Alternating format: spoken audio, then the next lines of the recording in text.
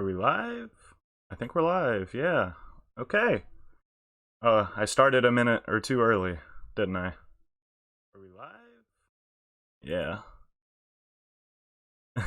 This is the first time I've ever done are we live? I think we're live, right? This is the first time I've ever done a scheduled stream.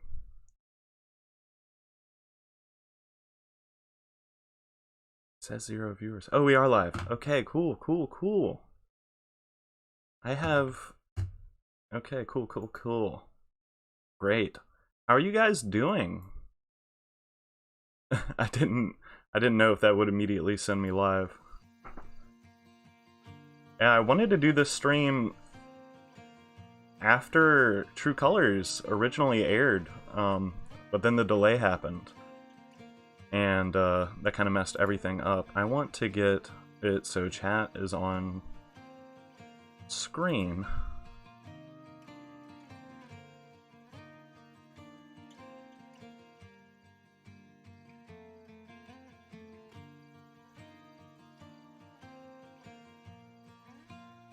It is now, right?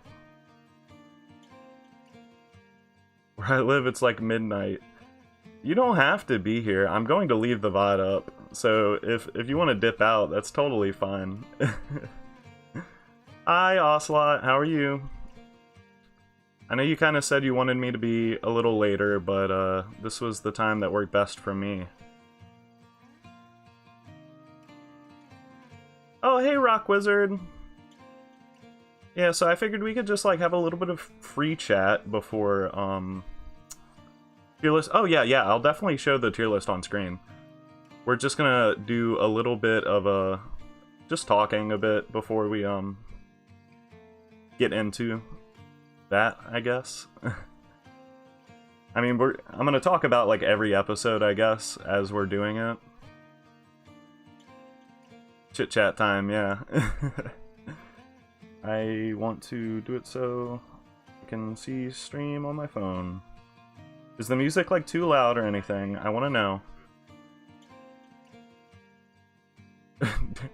I wish I knew when Season 3 came out. I'm stuck in like an eternal thing of wanting Season 3 as soon as possible, but also wanting them to take their time. Oh my gosh.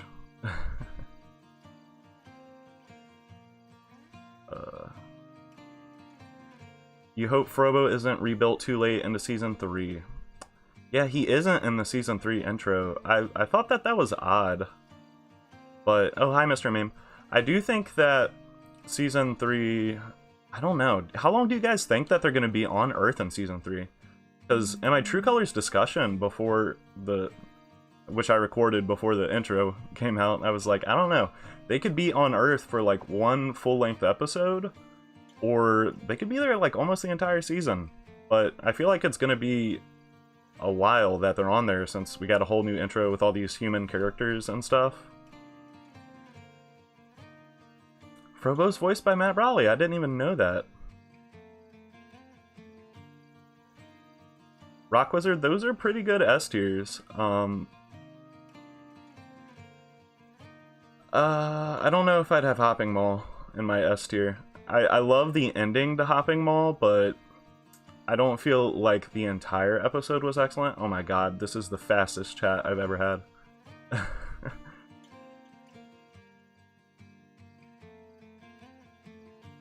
You don't think Frobo will be rebuilt? I think that they'll rebuild him. There's like a mechanics in the Season 3 intro.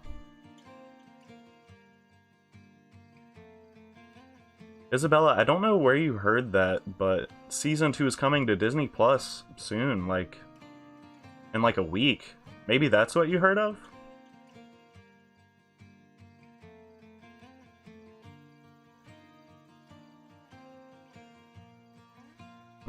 I didn't see that, Isabella, but people like to spread misinformation. It's in 4 days? Thanks, Rock Wizard. Yeah, I've been running Season 1 on Disney Plus a lot lately. And honestly, when we get to the tier list, I've seen every episode of Season 1 so many more times than Season 2. So I'm not going to be as confident ranking the season 2 episodes, except for like the ones that are obviously S tier, which I'm gonna be honest, season 2B, like, it's tempting to put like almost all of them in S tier. Matt Brawley said we wouldn't have to wait too long, Ocelot. That's cool. Yeah, like I said, I'm torn between wanting it as soon as possible and also wanting them to take their time. I also love that Anne got a new fit, Isabella. And do I think any of the girls will have siblings? I don't think any of them have mentioned siblings. So what is everyone's like biggest want out of season 3? I hope so, Rock Wizard.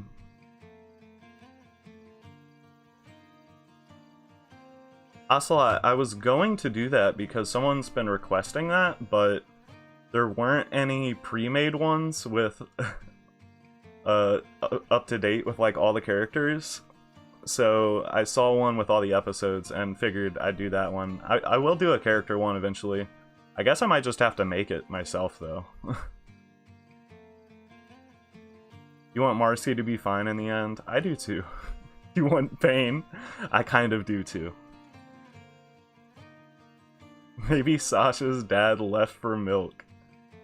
Maybe, I don't know. We haven't like heard anything about Sasha's family, have we? The ship to sell Marsan. Dude, I do want to know why Anne blushed at Marcy and what's that episode? The first day in Wortwood episode? That's the episode where she blushed, right? I'm not a ship crazy person. But if it happens, that'd be kind of cool. I don't need it though, and if fans want it, I mean that's cool. Oh my god, there's so many people. 21 viewers, wow. Hot Pop trying to cook human food. That would be pretty good. Sprig and Anne's mom to bond. That would be cute. Yeah, the first day, Rock Wizard, that's it. Yeah, there's so many, like, possibilities for good gags. Now that they're on Earth.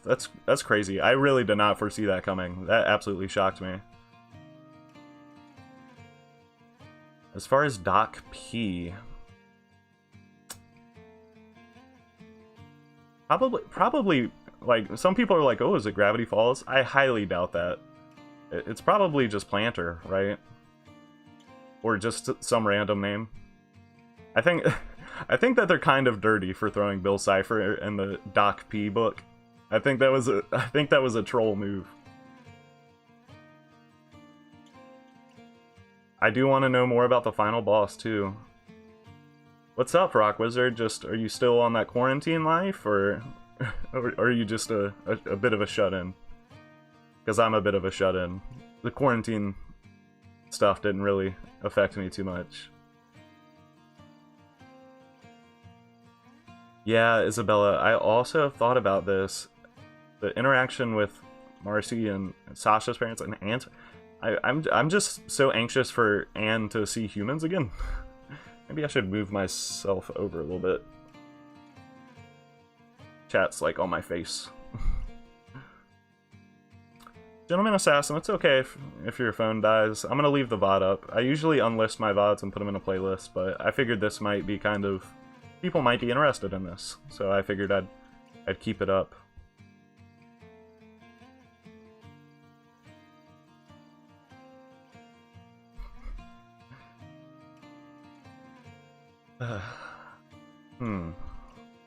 I do wonder.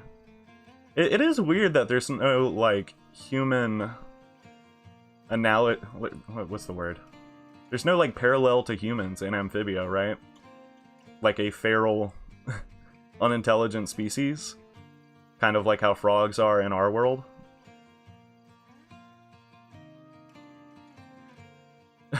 I have sheets on my bed. I just have my blanket up here because I don't like to make my bed. Honestly, it feels like a waste of time.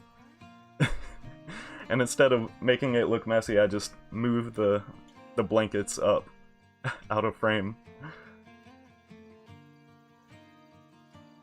So, Vidges, I don't know how to pronounce your username.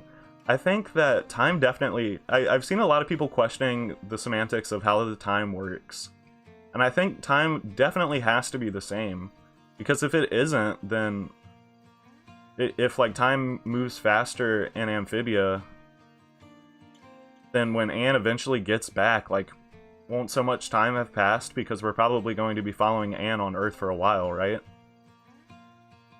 Isabella, I have also wondered why Anne never mentioned her father.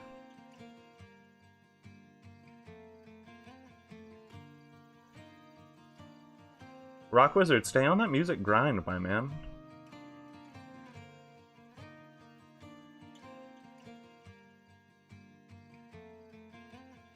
Yeah, Rock Wizard, I can see why people have that question, because, like, in some like isekai shows or, like, you know, dimension hopping stuff, that is like a thing, like, oh, time moves different in different ones. But with Anne being back on Earth, I feel like that kind of has to end the discussion, because she's not going to get back to Amphibia, or she's not going to, like, go back to Earth and it's like, oh, it's only been like a week. Because then, if it takes her any amount of time to get back to Amphibia, it will have been like months, years, and that'd be wild.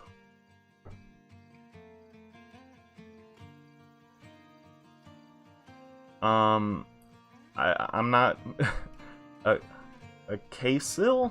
Cassily? I don't know how to pronounce that. I do not know much about amphibians, but sure, put them on the show. That's funny, Vinian. Or Vinian. I don't know.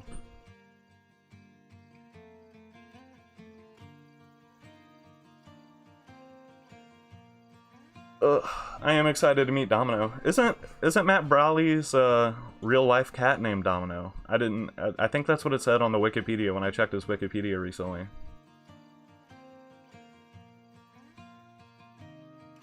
Do I think Amphibia will ever have a crossover? I think it'd be really cool if there were, like, a well, I mean, it has had a crossover with Gravity Falls. But I think it would be really cool if there was a non-canon crossover with, like, the Owl House or something. Like, I don't want it to be real. We don't want, like, to have implications for, like, the overarching story of both things. If it was just, like, a non-canon, like, TV special, that'd be really fun.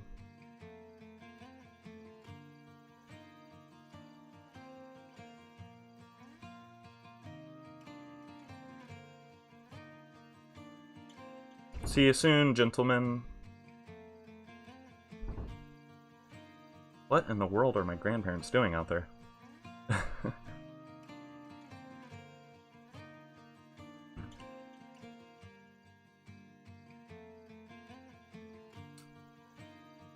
He did, huh? Well, didn't he... I think he mentioned a... Didn't he mention, like, a theoretical Owl House crossover on, No, wait. I think someone in the Twitch stream before True Colors was like, do the Boiling Isles and Amphibia exist in the same world? And he was just like, yeah, sure. Or something. He just, like, kind of brushed it off. It was kind of funny. I know a lot of fans probably would like a crossover to be canon, but that just makes things kind of complicated. Dead frogs on the road. I don't know. I did think it was kind of a weird whiplash of Anne being, like, so happy in the Season 3 intro right after True Colors. I'm really wondering how they're gonna handle this stuff, man, because, like, from her POV, like, she doesn't know Marcy's chilling in the vat, you know? So it is... I'm really wondering how they're gonna strike that balance of tone.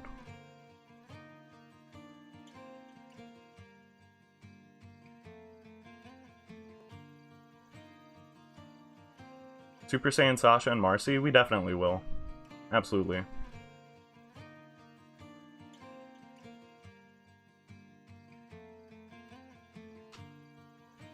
I haven't seen DuckTales 2017. I would really like to, though.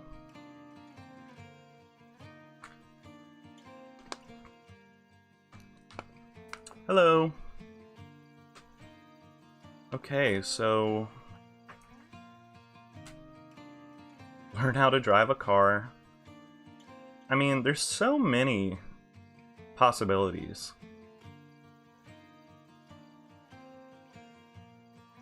Yeah, that's a good point, Vinyan. Anne might not want to go home because, at first. Because, I mean, she kind of does have, like, these frog people with her.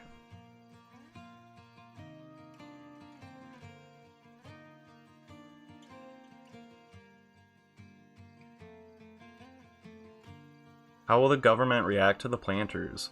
Well, I do think that we see that, don't we? There's, like, people in an ice cream truck pursuing Anne and the planters on a moped down the highway in the Season 3 intro. And that's probably government, right? They have earpieces. That's like... that screams government to me.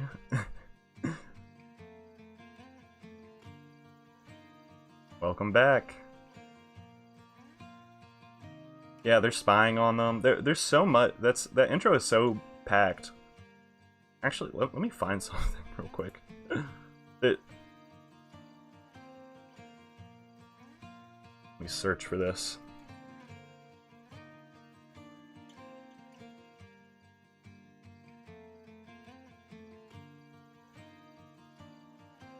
I don't feel like it. I don't feel like finding it. I'd have to look for a little bit. Did you guys... there's like a old man. A human old man that looks exactly like Hop Hop. I wonder if that's like Anne's grandpa or something. You think those are news reporters? But why would the news reporters be in an ice cream truck?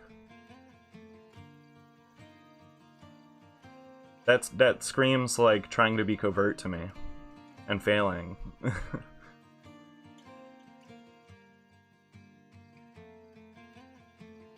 What do you guys want to see for like series end kind of stuff?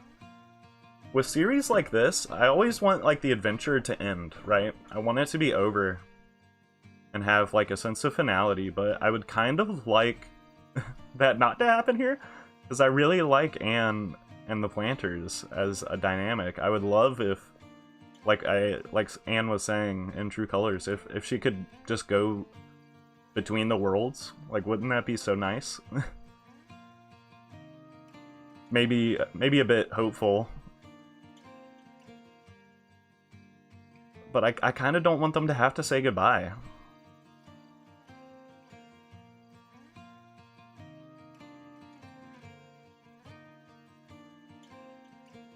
Yeah, Brian S.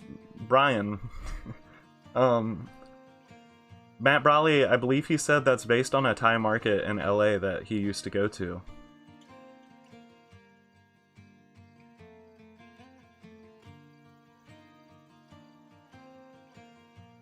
A kiss? What do you mean a kiss, gentlemen? You want... oh, you want Season 3 to end in a kiss?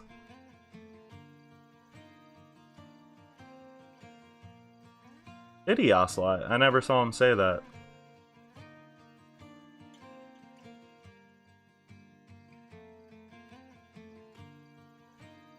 I feel like world merging? I feel like that's kind of insane. I feel like that maybe changes the status quo a bit too much. But I don't know. Who knows what could happen in Season 3?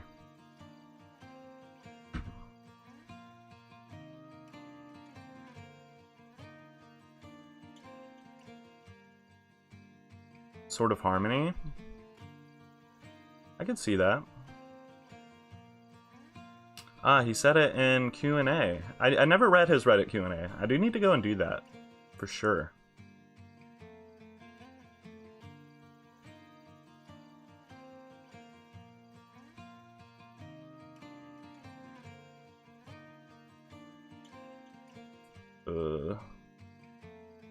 So I'm going to kind of get cracking. What is my hotkey for this? Okay, that. Let's let's look at the season 3 intro a little bit. And then we'll start on the tier list. I want to just look at that like group shot of all the humans and tell me what you guys think is going on there.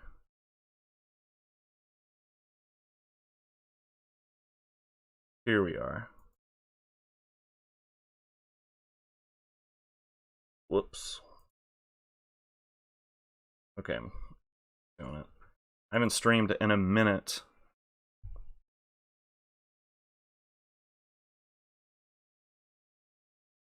I don't know if we'll get Monster of the Week exactly, but I do think that there will be periodic like assassins. Look at all this is the Hot Pop, dude. Who do you get? Do you think that's maybe that's Doc P? I don't know. Because this is Anne's family. So, and he's not like with them. He's over here with the robot crew. And these people are going to rebuild Frobo, if you were to ask me. I don't know who the blue hair girl is though. And I'm really curious as to what the significance of this and like the museum are. Because she probably like works here. This I'm also looking forward to, this dynamic.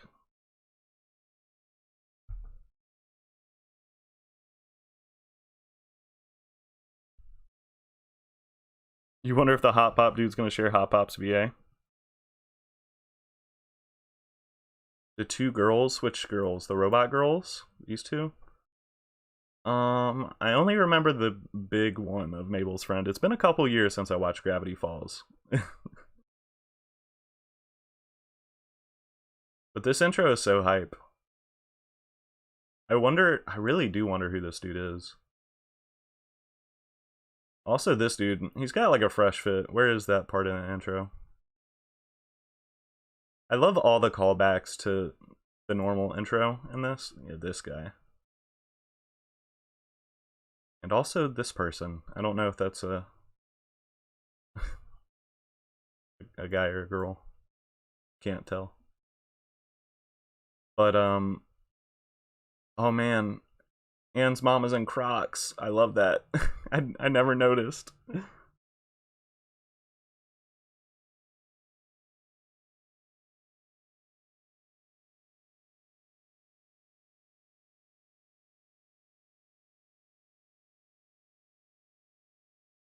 I don't know. Well, yeah, Grime's there with Sasha, isn't he? Yeah, he is. Kind of cheesing too. Everyone looks so determined and angry. Wait, are they? Yeah, everyone's determined and angry. Oh, Stumpy looked scared for just like that single frame. But he's like raising his fist in a battle cry. Well, Marcy's parents have moved away. I doubt they'll have moved away while their daughter is missing. That would be kind of insane. That'd be pretty messed up.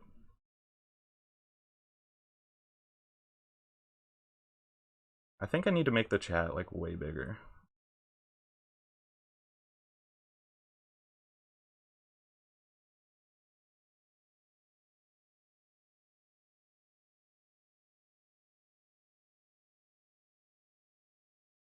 Oh my gosh, wait, no. So okay. You had a feeling that the ice cream guys aren't affiliated with the government. I guess maybe they could be like independent research into like the supernatural or something. It could be a red herring. They could be like really unimportant. I don't know. Why am I staying on this screen like this for so long? Chuck in the corner with a pitchfork. Yeah, I love it.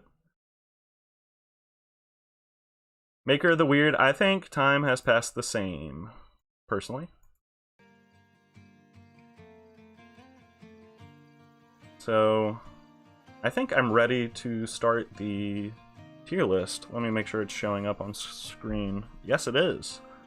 Okay. Do I need to make my camera smaller? I think this is fine.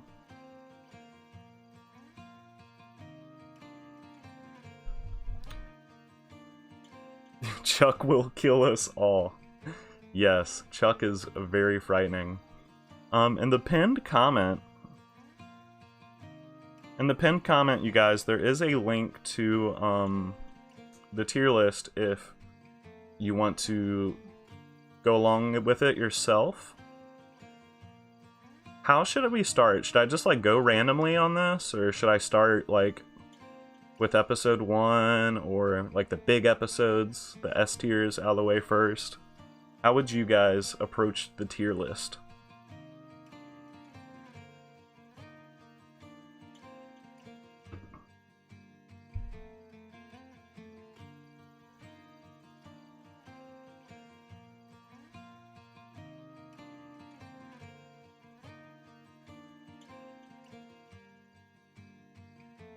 Yeah, I know that Matt Brawley is Chuck. I think that's really cool. Do the episodes in chronological order. Random. Episode 1. I saw a few people say random, so I guess I'll just start. I'll just do random. I'll close my eyes and grab one and pull it up. Okay, Battle of the Bands. That's a good one. I'm not putting it in F tier. It's just there's a placeholder right now while we can talk about it. Now you guys, where would you put Battle of the Bands?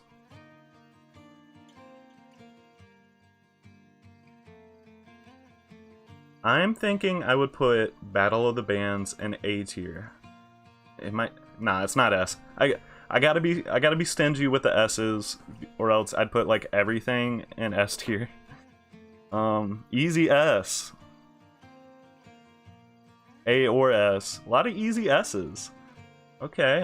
I think I'm gonna stick with A tier. I really loved it. I'll tell you how I could have got S tier.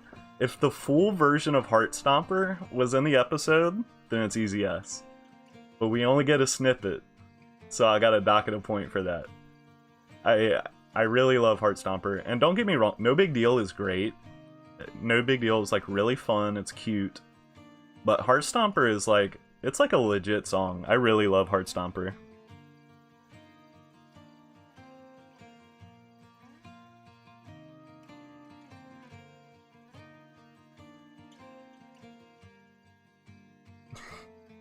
A lot of episodes do deserve S. Awesome Ocelot, I actually do kind of agree, and that's why I'm kind of glad that...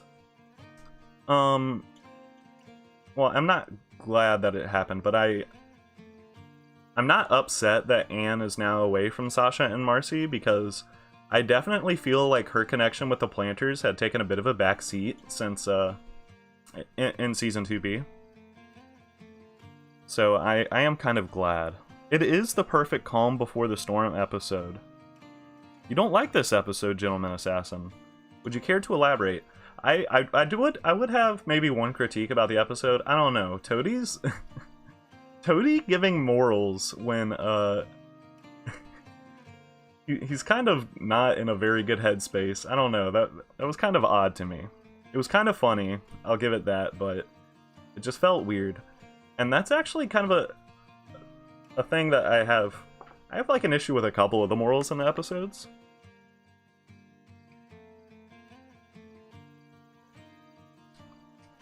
I really like the bit with Grimes and the harp, or Grime and the harp. I always want to call him Grimes. I Am Zamber does that a lot too.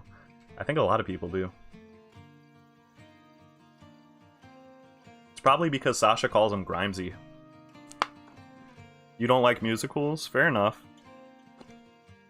Alright, let's close our eyes and get another one. Snow Day! Where you guys put Snow Day?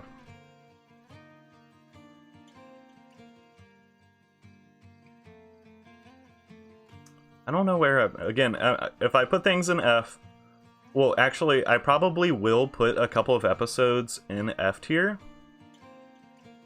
But not because I think they're actually F tier, but because I want the graph to be kind of even. Barbara, I feel that way because I think Toadie has like a toxic relationship too. As like Sasha does. I mean, he's granted he is on the other end of the spectrum, but I don't know. It's fun, that's really it. Hello, Amber. C tier was average. Everyone's saying C. Well, there is one high B in here. Don't think it's D or lower. C tier. Sprig was funny and Anne learned a lot. I think I would put it in B. I don't think it's C tier. As far as you know, those episodes where not much happens, I think that there's definitely worse. I really enjoy the hijinks of Anne with everybody. I really love the design of the monster. I watched this episode last night as I was going to sleep. I love the weasel or the ferret or whatever. Sprig was funny. Sprig my man was off of something in that episode. I think it's just a really higher end of solid episode. I'm trying to think, is there anything I don't like about that episode? Just off the top of my head, I'm trying to think. I can't really think of anything. Yeah, no, I think it's pretty good. Cool snow ending theme, yeah. Now Stakeout, no. No requests, no requests. We're committing to random. Oh, that's not one. Oh, After the Rain. After the Rain. It's a pretty important episode. Where do you guys rank After the Rain? Again, I just want to clarify, F tier is F tier is for discussion time. S tier? We have one S tier? Oh, not sure. Wait, how do you go S or B? That's like a pretty drastic difference. A to B tier, A. We'll get to true colors eventually, Amber. I'm just kind of going random. See, you think it was overhyped.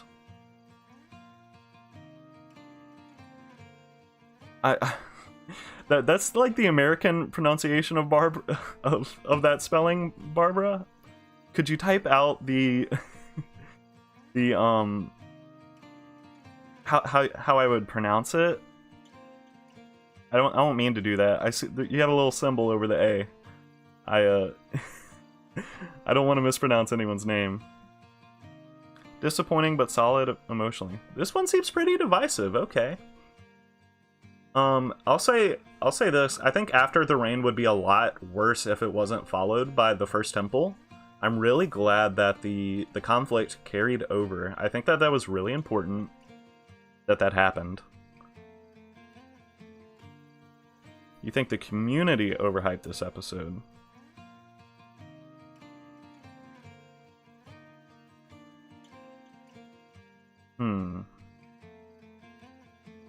Yeah, I think that if True Colors didn't follow it up and continue the conflict, it would be a lot worse.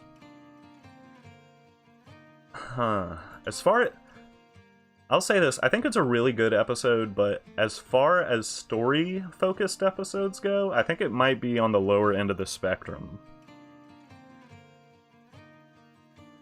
I'm gonna put it in high B right now, but I think it could easily go into low A later, so... Friend or Frobo? Okay, Friend or Frobo. How do we, it's okay to get excited over True Colors. I do think that, After the Rain, it's a really pivotal episode. It kind of kicks off, like, a big change in the show. Friend or Frobo, A. B. High B. High B. It might be high B.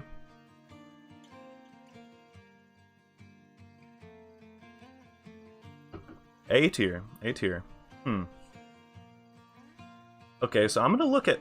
I kind of have issues with Frobo. I'm not gonna lie. That's like my biggest complaint with Season 2. Is I think that they really misused Frobo. Frobo was like kind of built up. He was like hinted at so many times. Like he was kind of a ever-present thing. Like, oh, what's gonna be with Frobo? And we get Friend or Frobo, and I think Friend or Frobo is a really solid episode. My dogs are barking, sorry. I think Friend or Frobo is really solid, but after that there's really not much payoff with Frobo. And then they kill him in True Colors as like, just like a cheap emotional tactic, and like I didn't really care. But that's not an issue with this episode. That's an issue with the season at large. I think that this episode was pretty solid.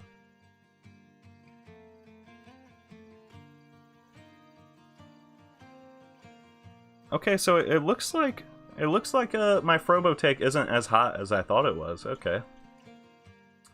So I think it's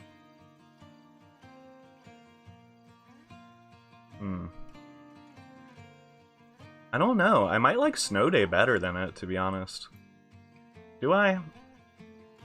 Is that a dumb thing that I just said? Zamber really cared about Frobo? I haven't seen Zamber's full reaction to the Season 2 opening yet, or Season 2 finale yet.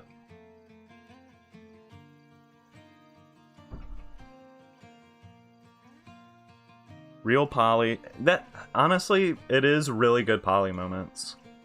I don't think it's better than After the Rain, but I would definitely put it above Snow Day. We don't really have good Polly moments very often, so it was nice to get them in that episode.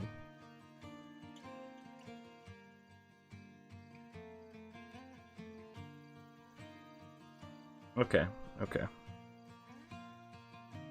Let's, the animation of that episode is stellar. I can't remember anything particularly stand out about it, but I don't remember anything in this episode looking particularly bad, or in this series in general. Let's see, we've got New Wartwood! How do we feel about New Wartwood? What's everyone's New Wartwood ranking?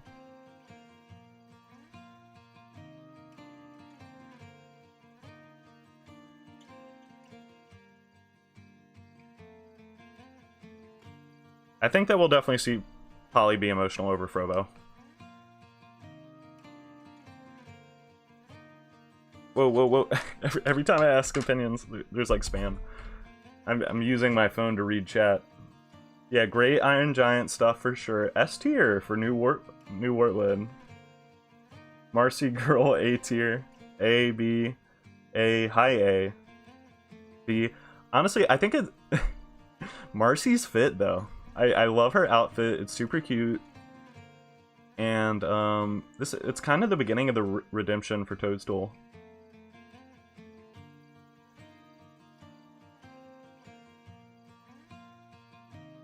New Wartwood's a B for you. Is there anything you would rather me call you than Barbara? I don't want to mispronounce your name. I feel bad. Good Marcy exploration. Mostly about Marcy. The air balloon gives you nightmares. I think that this, honestly, it might be A. I think it's better than After the Rain. I love when she summons Joe Sparrow. It's iconic, and it looks so good. Is this the episode? Yeah, this is the first day of... Is it first day of Wartwood?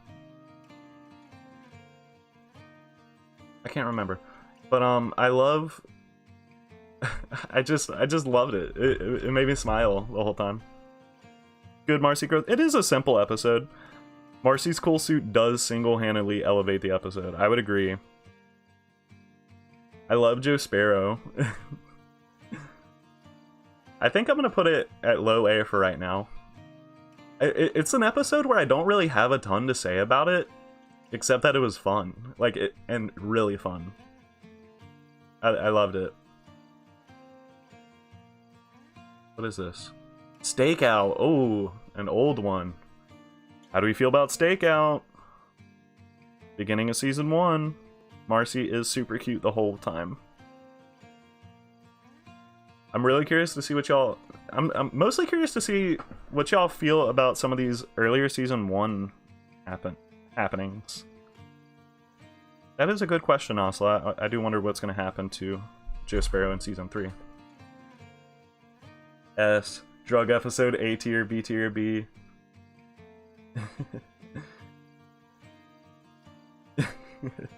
Funny, do funny.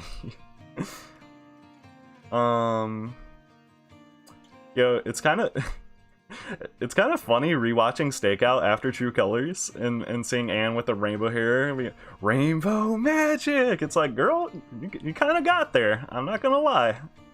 You're kind of onto something. Alright, Ocelot, I'll see you around, man. Just call you Barbara? Okay. Stakeout's maybe an A. I know, Krog. I'm gonna have to put some episodes in a low tier just to be fair, right?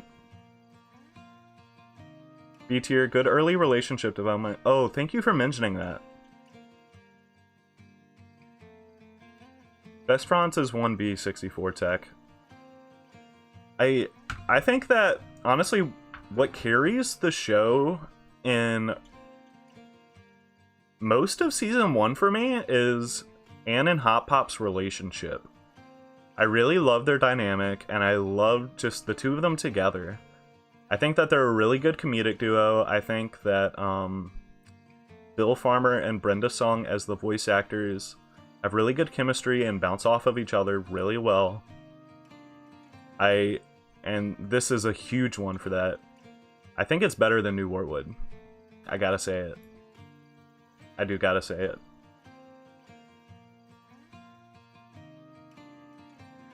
Kind of a jerk. Anne is kind of a jerk too, to be fair. The faces when they drink is hilarious. I love the ending too, when Polly drinks the berry blast or whatever. It's, alright, Boulder Trod. Let's roll out. Yes, my queen. Great. Okay, okay.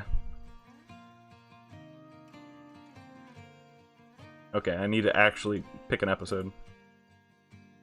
Okay, okay, come on. Oh my god. Okay, we got one. Blood, Sweat, and Tears! Blood, Sweat, and Tears. Pretty important episode.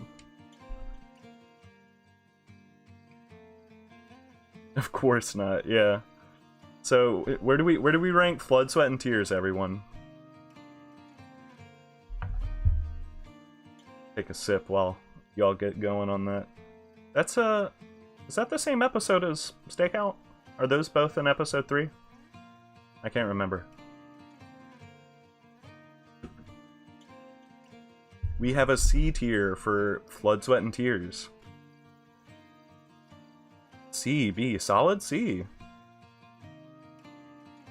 These are a bit lower than I was expecting. Oh, hi, Turtle Doodle. Is that the first time you've been in chat? I don't remember seeing you. BC. Yeah, I agree, Chronic Pain. I like your username, by the way. I think that this episode is really important. It does so much to make Anne and Sprig's relationship feel kind of authentic early on. Because it's such an early episode.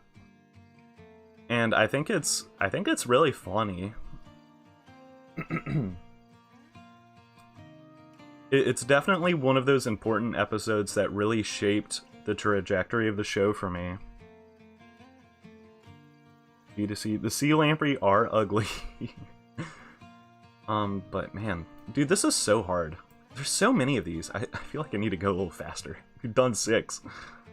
We might be here a while.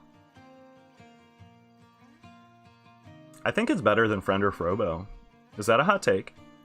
I think it is. Is it better than After the Rain, though?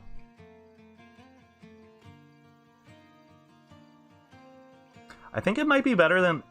see, this is the issue I was talking about. I've seen Blood, Sweat, and Tears so many times, but After the Rain, like, only like, once, and then again when editing it. I think I'm gonna leave it right there for right now. We might move things around again at the end.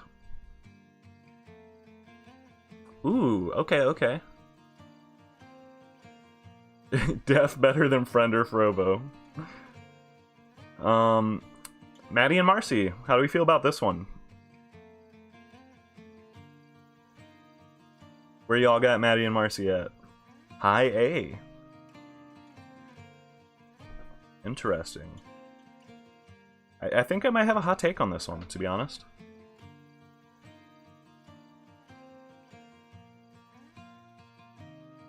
Any Marcy, S or A, you guys are letting your Marcy bias shine. And I'm not gonna lie, I can kind of relate.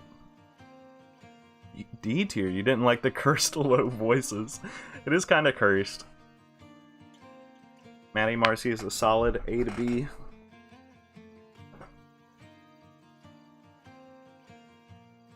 Huh. So, I love the thumbnail that whoever made this this tier list used. That's such a good moment. Fun C tier. Nice to see Marcy make a friend. I think I would agree. Is it? Do I need a lower snow day? I think I do. I think snow day is C. I agree, Krog. Krog's got the profile picture. You know he likes the Maddie and Marcy part of the episode. Oh yeah, the flower. I like Maddie, but I can see why people wouldn't. I agree. I didn't really care about Maddie's sisters and the conflict in the episode. I think that the Maddie and Marcy moments are really solid. But that's about it, honestly. As far as the story of the episode, I really didn't care that much, and I don't know. I feel like alright. This is gonna sound so, like, pretentious, maybe, and dumb, but I feel like the resolving conflict of this episode kind of, like, breaks the universe.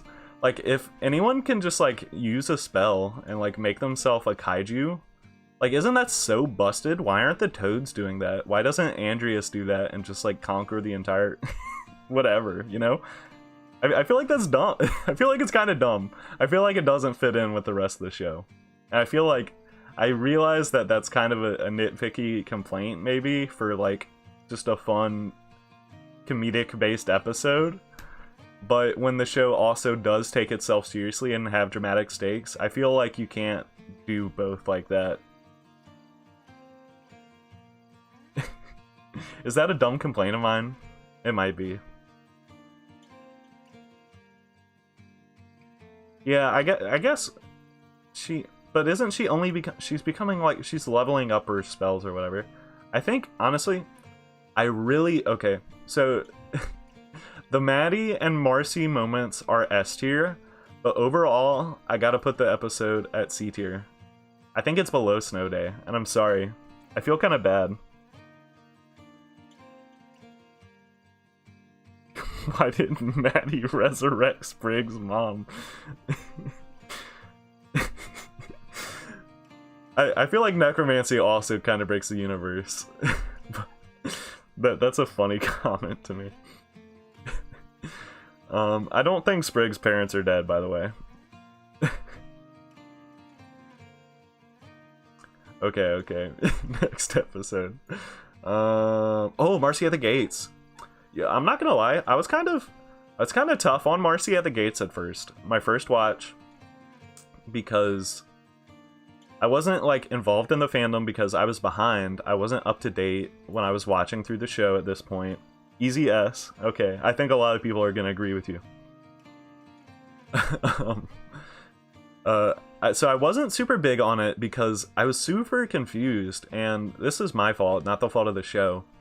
But so we know that the toads kind of, you know, do their own thing.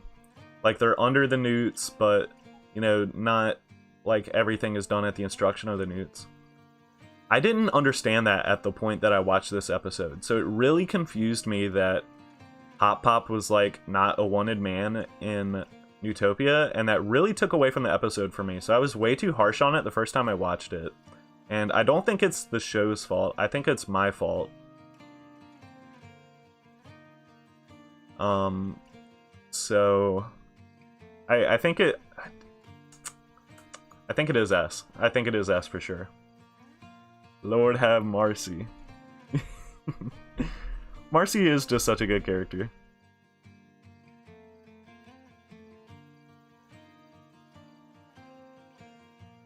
The best looking episode.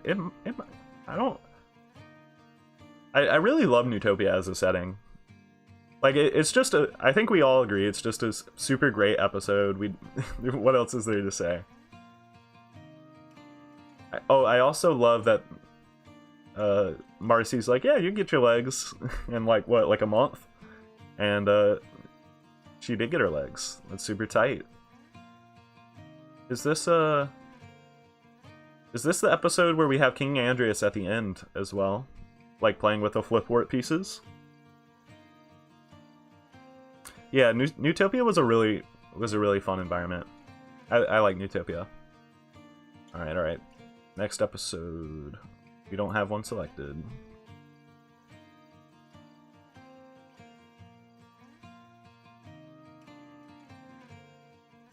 Scavenger Hunt.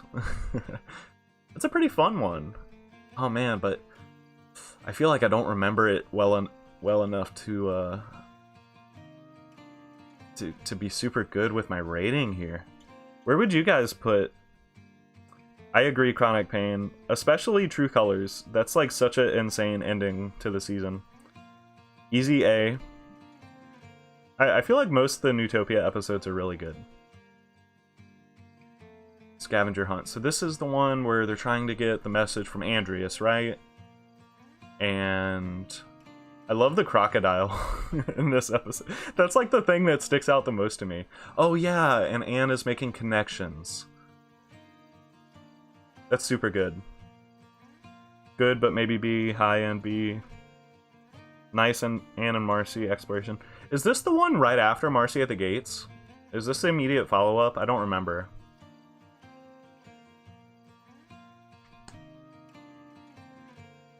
I'm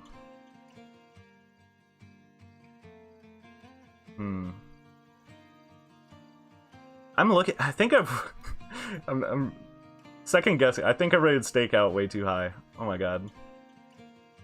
I think Scavenger Hunt, is it better than Battle of the Ants? I don't think so, but I think it's definitely better than... It's episode 7?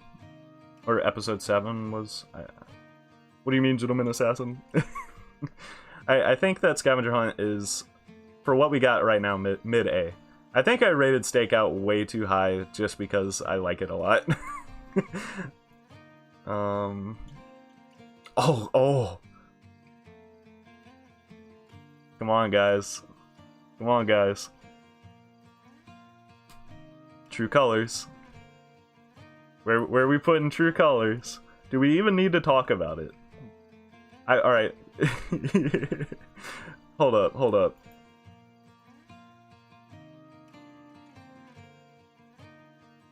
There we go. Oh, I added 2 rows. We're making a new row for True Colors. There we go. True Colors is so good. I think it's such a fantastic episode. FLMAO. It's such a... I think it's straight up like one of the best season finales I can think of, and I've seen in forever. Like, it's so good. It's so perfect. Yeah, it definitely needs its own spot. It's its own tier. It isn't even a discussion. Yeah, it's its own tier. Velociraptor, I need... There's so much Disney TVA that I need to catch up on. So I've seen season 1 of The Owl House. I've seen Gravity Falls. I've seen, like, season 1 of Star. You think the beginning's a little too fast, Chronic Pain?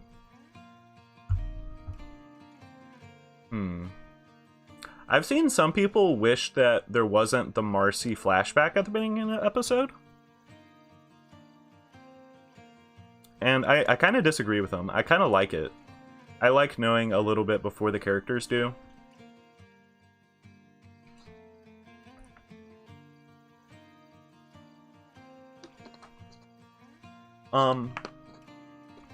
I've seen a couple people complain about the pacing a little bit. My only complaints are, you know, the Frobo death making me not really feel anything.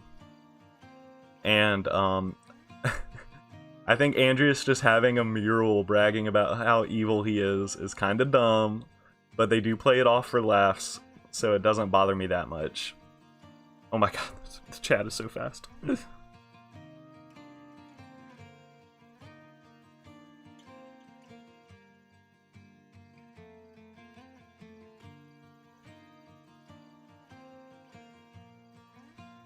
Chronic Pain, if it was a full 30-minute special with no commercials, that would have been crazy.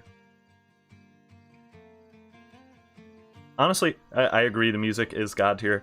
I don't personally have an issue with the pacing in True Colors, but I can see why some people would.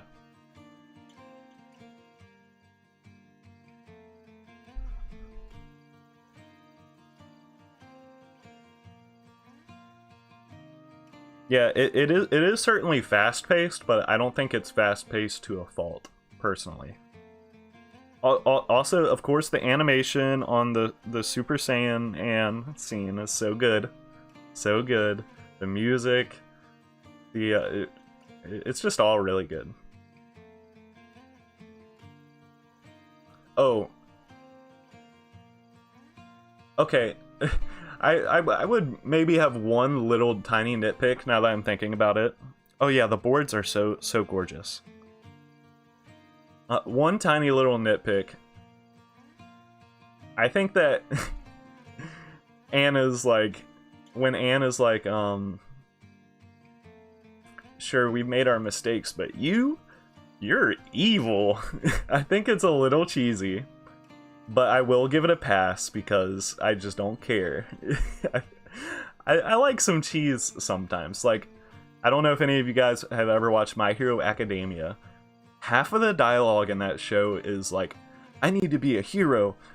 I need to be such a good hero, and heroes are good, and I'm gonna be the best good hero. Because that's what being a hero is. And it's so cheesy and it's so dumb, and I love it. And I get kind of vibes from that from some of Anne's speeches in this episode. Yeah, the sword fight with Anne and Sasha, so good. Velociraptor, that is true. A lot of my complaints with True Colors are kind of undercut by the humor in the episode, and that's another good thing. I love that the episode doesn't abandon the humor. Chronic Pain, that's fair. I think, I don't know, maybe it was Brenda Song's delivery. I think that overall Brenda Song is fantastic as Anne. She sounds super natural, but very rarely she will say something that just sounds like a little bit off. Like, I think it's in the third temple. There's a part where they're talking to Grime and the Planters. And Anne's like, don't worry, we humans will handle this. And something about her delivery is just so, it's just slightly off to me. And this is just such a small nitpick because I really think she's fantastic as Anne. Yeah, Andreas's motives are kind of generic. But it's fine. I think Andreas's design and Keith David's voice acting, I think Andreas is cool. I think Keith David was like perfect casting for Andreas. I love how his voice is like always echoey. I think it's really cool.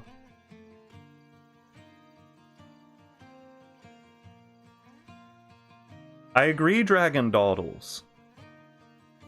Oh yeah, Marcy's, oh my god, Marcy's monologue is so good.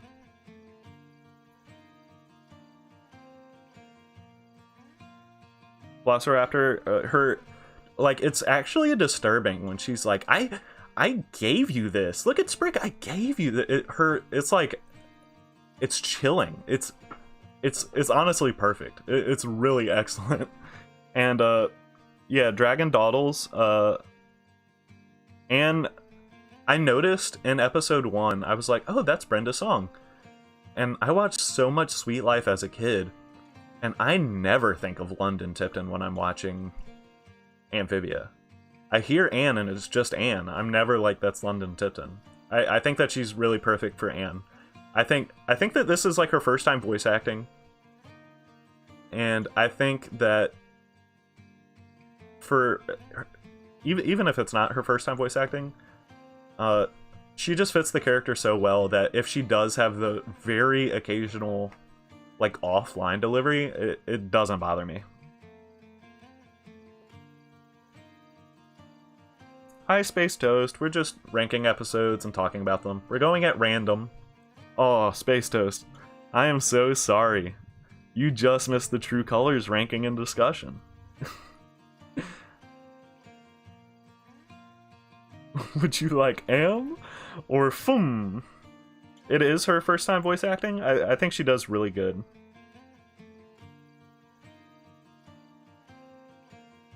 Alright, let's get into the next one. Oh, Barrel's Warhammer. How do we feel about Barrel's Warhammer, you guys? Space Toast. I'm gonna keep the VOD up. Take a note of how long the stream has been going, and you can check out. And Space Toast, feel free to keep talk about True Colors in the chat if you want. This is not super formal. I'm not limiting discussion to the current episode. Turtle Doodle, was it that long? I feel like we talked about it for a while. But, I mean, what is there to say about True Colors? I feel like everything that there is to say about True Colors has been said about True Colors. It's just awesome. Low A. S. A, mid A. S, top A. Percy and Braddock. You missed them. Sasha eye glow moment. The music, the action was great. S, it's really good. Rad music. I do agree. I think True Colors overall has the best music in the episode. I think in the series, but Barrel's Warhammer is definitely second in that regard. If any of you guys have seen, fair enough, Turtle Doodle. Percy.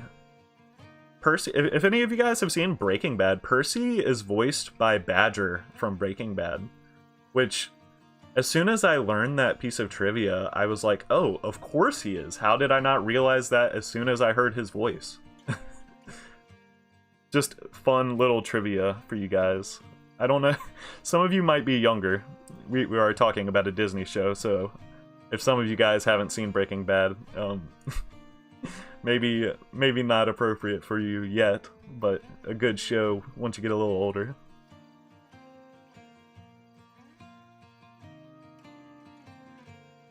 Honestly, I think Barrel's Warhammer is better than Marcy at the Gates.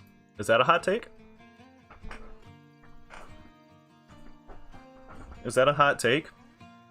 I think that until True Colors happened, I think that the scene of Sasha pulling the hammer out of whatever that creature is was the best moment in the show. The music, the visuals. I love that they made her ugly. Like, there's so many cartoons, especially with female protagonists, that are afraid to make them, like, not look appealing. It's less of an issue now than it used to be, like, years back. But, like, she gets nasty. She's gritting her teeth. She's got veins popping out. It's a nasty look, and it's badass. I love it. And the music, oh my god, it's so good.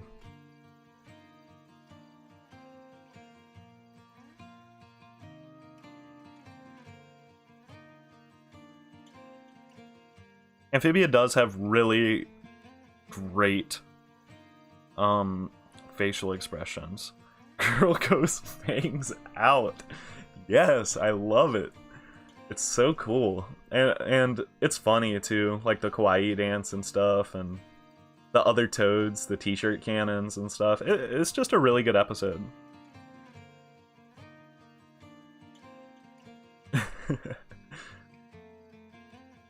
I'm trying to think, is there anything else that I have that I'm burning to say about it? I can't think of it off the top of my head. It's just great. I feel like I have less to say about the great episodes than the mid episodes. Why is this? That's not an episode. Here we are. Handy Ann. This is episode 2A, right? Isn't it? I think it is.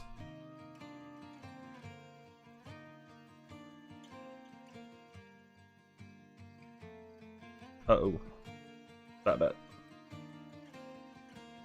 I would like to see Grime's sister come back. So yeah, how do we feel about Handy Ann? That is 2A, right? Andy, Oh. I'm sorry. Seriously, just leave. Okay. I guess that the 1 hour loop ended. Why is my chat not updating on my phone? What is everyone saying? Let me close it and then start it again.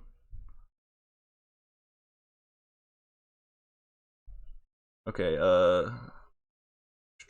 Grime Sister. High B tier, lower end of A, solid enough to start the season. B. Ann's eye glow moment was cool. And Chuck. Season 2 premiere, high B. Okay. Respect it. Okay, it's moving on my phone again. That's weird that it wasn't. Start that again. Let me just... I doubt we're gonna go a whole nother hour, but we might. I'll loop that.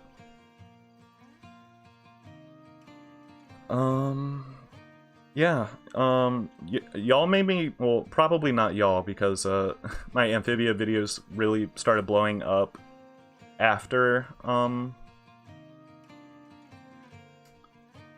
Season 2B started. Is chat not going on my phone again? What is happening? This is annoying.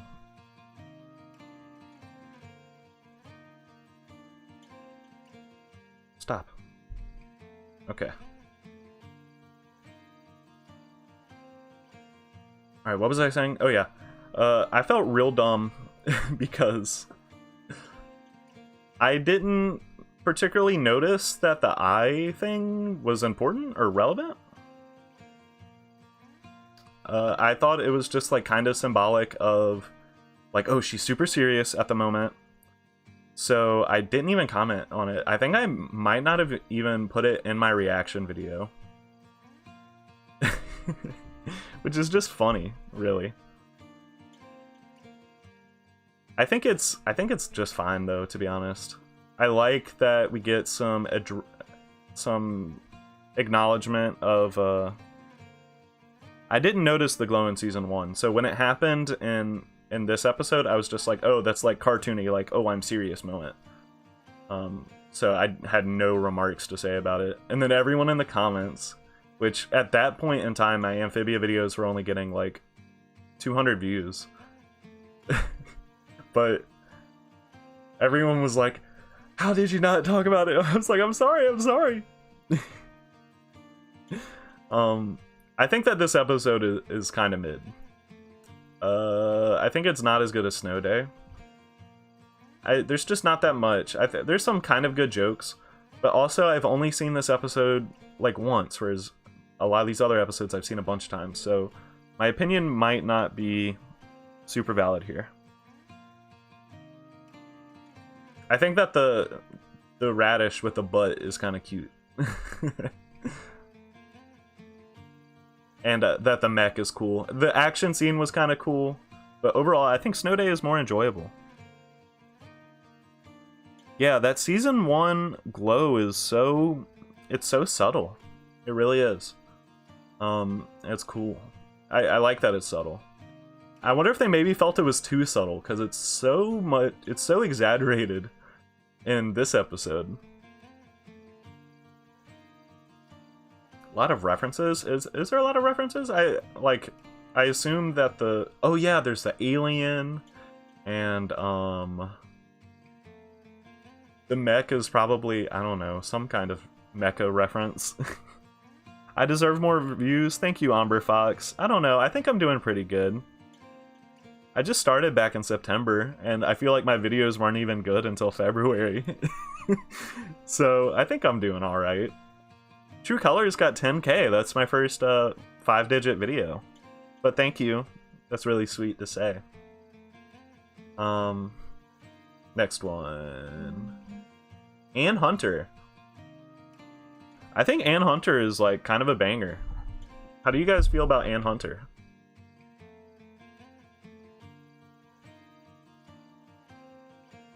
Take a sip of some water.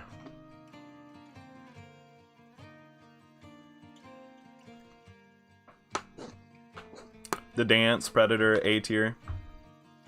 I definitely think, as far as, you know, just fun episodes, that it is one of the better ones. I think it's better than Wait, that's not the right thing. I think it's better than New Wortwood. I do. I think The Dance is fantastic. And I think that Ghost Sprig is a hilarious bit. I think it's one of my favorite episodes, low-key. Like, if this was an enjoyment tier list, I think it'd be, like, pretty high up. I love this episode so much.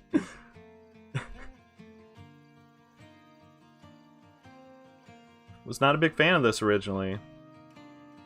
Honestly, Turtle Doodle, I'm kind of like that. There were quite a few episodes in season 1 that I didn't think were bad the first time I watched them, but I was like, that's just kind of mid. And then when I returned to them, I was like, you know, this is actually really good. It was fun all around, yeah. I think Amphibia is a really patient show. And I think that that's a good thing. But I think it's also a little frustrating for some people that it takes its time.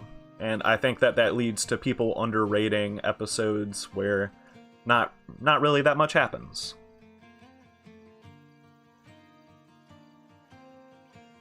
That's my take. And oh my god, which makes the True Colors love so like nice to see. I feel like the show, I feel like I see so many people saying that they started watching Amphibia because of the True Colors hype. And I'm so glad that it's starting to get so much recognition. Sprig gets schooled. How do we feel about it?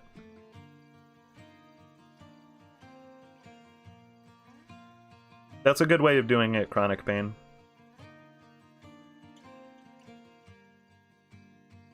Yeah, I'm patient. When I was watching it, I could see that the pieces were coming together.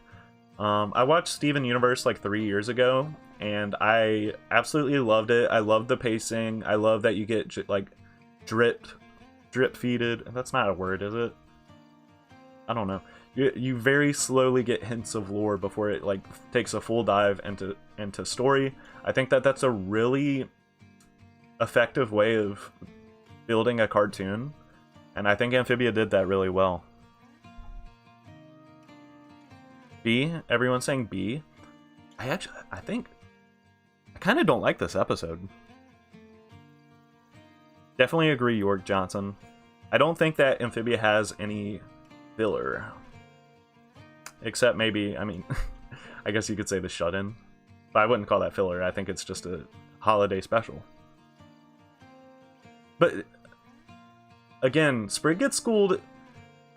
Man, I feel like I might be underrating it because I've only seen it once. And it was like in the middle of all the Newtopia stuff, and I was really eager to get into everything. So I feel like I may have been too harsh on it the first time I watched it. It's hard to say. I feel like do you agree, Krog? Maybe it's not just me. I need to rewatch it, and I'm really looking forward to season 2 getting added to Disney Plus soon. But for now, out of all of these that we've ranked, I think it's the worst.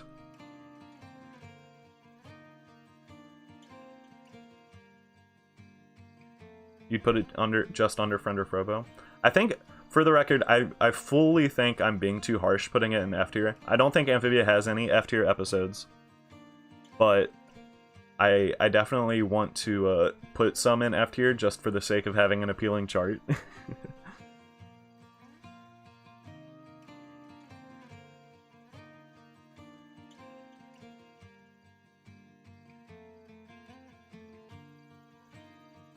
Hot Pop speech at the end. I did like the the kind of real acknowledgement that maybe higher education isn't for everyone. That kind of caught me by surprise, and I liked it. I'm gonna leave it in F for now. Oh, you're fine, Rock Wizard. It maybe doesn't deserve an F, but I'm gonna keep it there for now. It's not permanent in F, probably, because I don't think it's the worst episode. Oh, wait. We had Day at the Aquarium at first, and I dropped it. The Day at the Aquarium. Where do we put Day at the Aquarium, guys?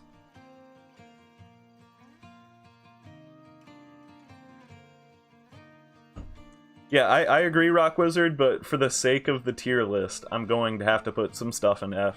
That's just how I am.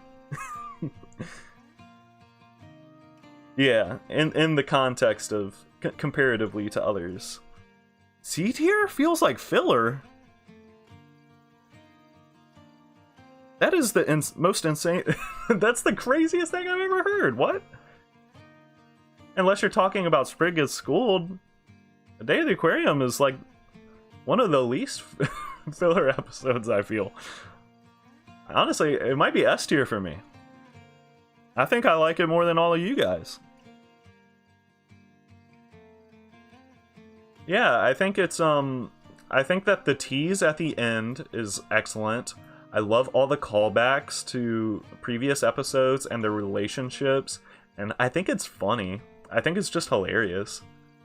I think it's just great. Okay episode. Wow. That surprises me. I thought that this episode would be like unanimously loved. Dude, the ending? Yeah, it's a perfect mid-season finale, I felt. The ending of Anne leaving Marcy and the theme song kicking in and her going through the city and catching up with the planters. That was perfect to me, man.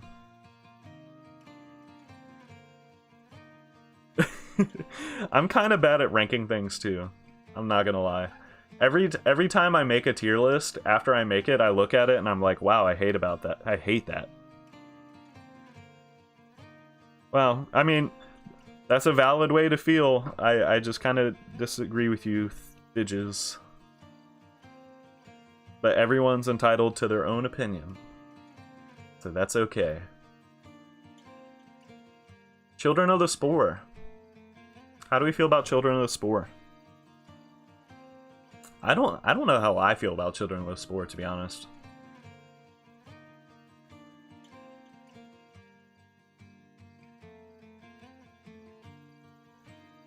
That's kind of valid, Red Wings. I could see why people feel that way. D, TBH, C, A. Wow, Children of the Spore is very divisive. Okay. Interesting. Scary episode, sure. Stays at D. Wow, I think this is the most divisive one yet. I think it's worse than Maddie and Marcy. I really love the design of the Spore people.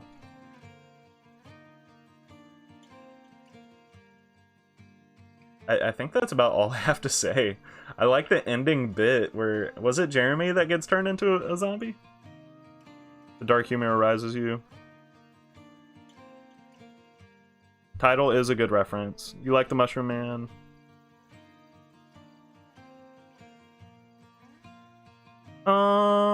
That's valid, York Johnson. I think that, Jeremy was robbed. I think that, the kids were uncharacteristically horrible, especially Anne at that point in the series. If it was a bit earlier in the season, that maybe wouldn't have bothered me that much, and it really doesn't bother me that much as is. But out of the tail end of season 1, I think it's definitely one of the weaker ones. I think I'm going to leave it in D for now. Alright. Family fishing trip. How do we feel about it? I'm gonna just set it right here for now. Will the mushroom come back? I doubt it. I think that was just a bit. Kind of like at the end of Grub Hog Day. Hashtag save Jeremy. High B for family fishing trip. Cute but kind of forgettable. Funny. This is another one where the first time I watched it, I really didn't like it that much. And then on a rewatch, I loved it. I loved Hop Pop in this episode. I loved his his boater look. I think it's really funny. All the stuff with the hang glider had a really funny flashback. Yeah, ranking sucks. It's torture. I remember in the comments, people were like, Sprig is uncharacteristically, like, rude in this episode. And, it didn't bother me that much. Sprig attempted murder. This baby frog is sad. I think it's kind of mid.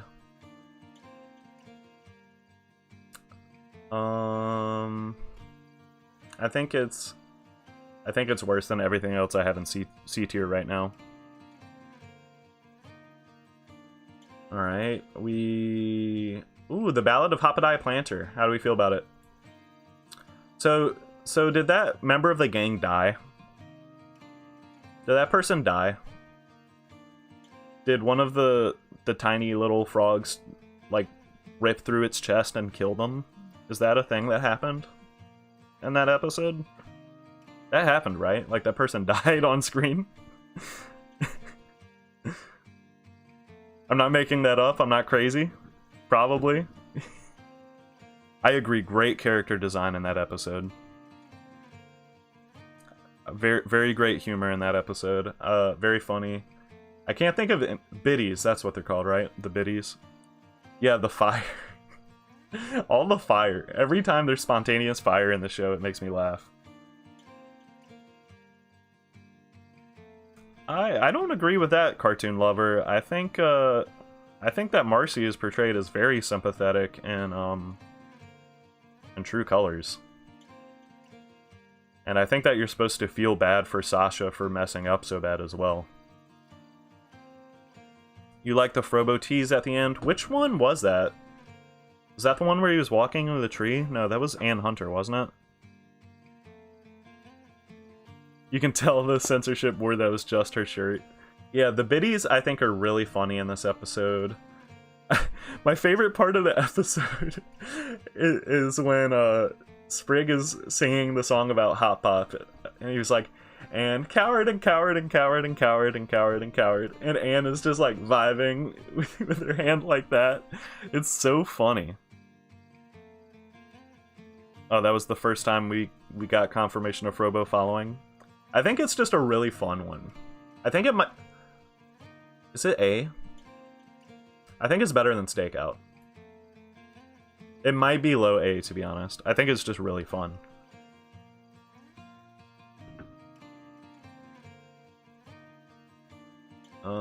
Truck Stop Polly! How do we feel about Truck Stop Polly? Whoa.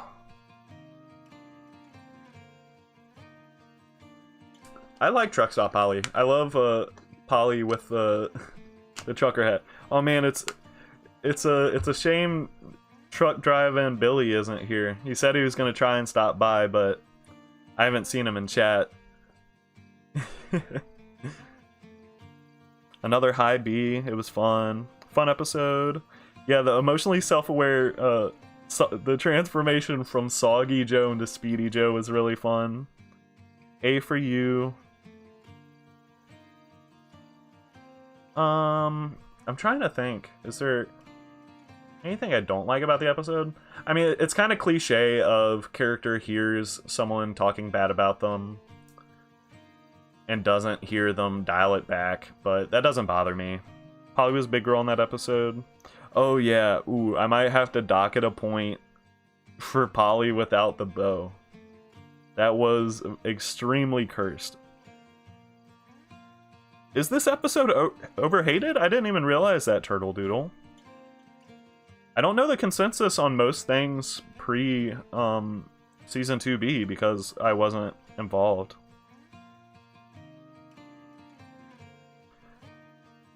Yeah, the polycentric like episode is kind of rare. A lot of the times Polly isn't really treated as a character. She's just kind of a gag.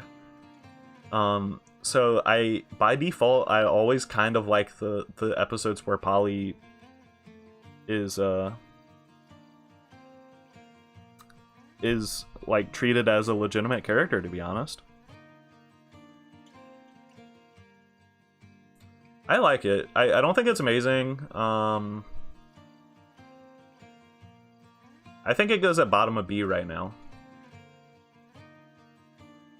Yeah. She's the background goblin child, for sure. Yeah, I think it's bottom of B for right now. We've got the dinner. How do we feel about the dinner?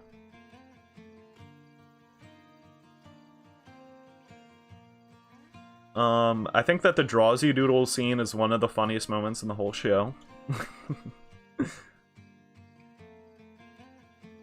Just great comedy.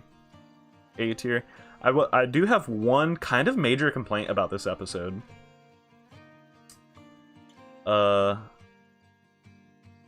it doesn't make it a bad episode. I still think it's a really great episode. Below BOTB. What is BOTB? I don't know. Battle of the Bands? Okay. A or S, the humor's fantastic.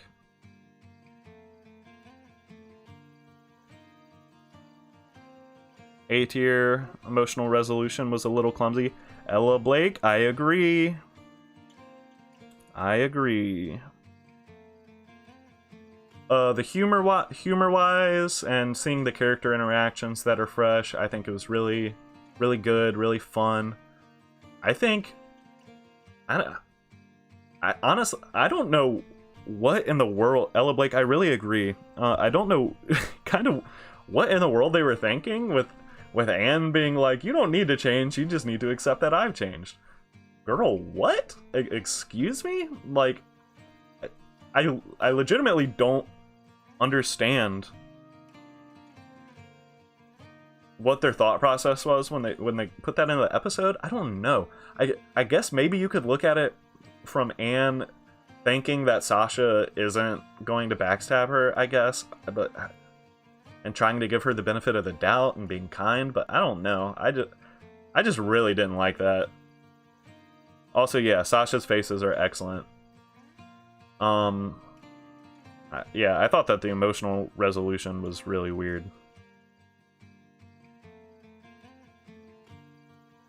I don't know, Chronic Pain. Maybe I need to rewatch it, but I thought it was really kind of weird and out of place to me. But the season 2 rewatch is definitely going to be happening soon. Hence why she said that? Maybe. I don't know. It does set up why Sasha not changing was for the worse. I don't know. Maybe there's more to it. I do need to rewatch it. I'm open to changing my mind. Where are we gonna live? That was a fantastic ending bit. For sure. I love that they took Grime out so instantly because they were like, okay, we need the girls to work together, so Grime gets paralyzed. Also, that's kind of graphic, man. They shoot those things in the chest and then they fall into burning lava. I was like, oh my god. Amphibia kind of wild sometimes. 10 minutes in the shame corner. But yeah, even though I feel like the resolution is kind of really freaking weird, I think it's a really good episode. I think it's better than Battle of the Bands, to be honest. I think it... Wait, is it S tier? I don't know if it's S tier. It might be S tier, but I'm gonna put it at the top of A right now. Boop. That's not an episode. This is, though. What is this? The Planters Check In. Oh, that's the one with Kristen Shaw at the hotel, right? How do we rank the Planters Check In?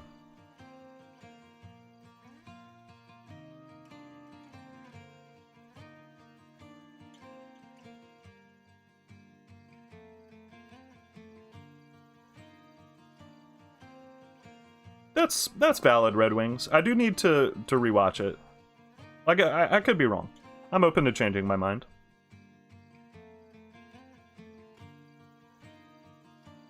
Weakest episode from season 2.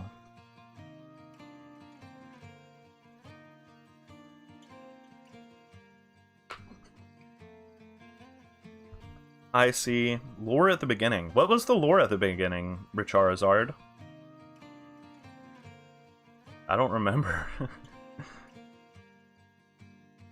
Yeah, Mabel Newt was fun. I agree. I loved Kristen Shaw being there. Her jokes about, like, student debt and stuff were pretty funny. Oh, they meet the king at the beginning of that episode?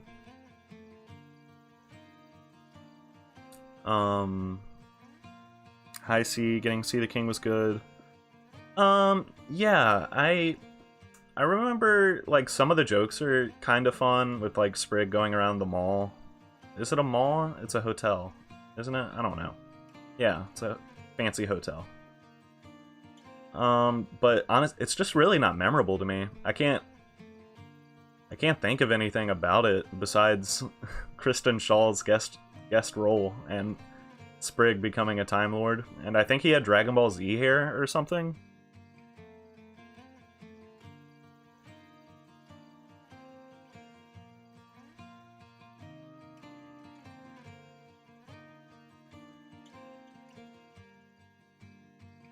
Meeting Andreas elevates it. I don't even remember meeting Andreas in it, to be honest, you guys. And, like,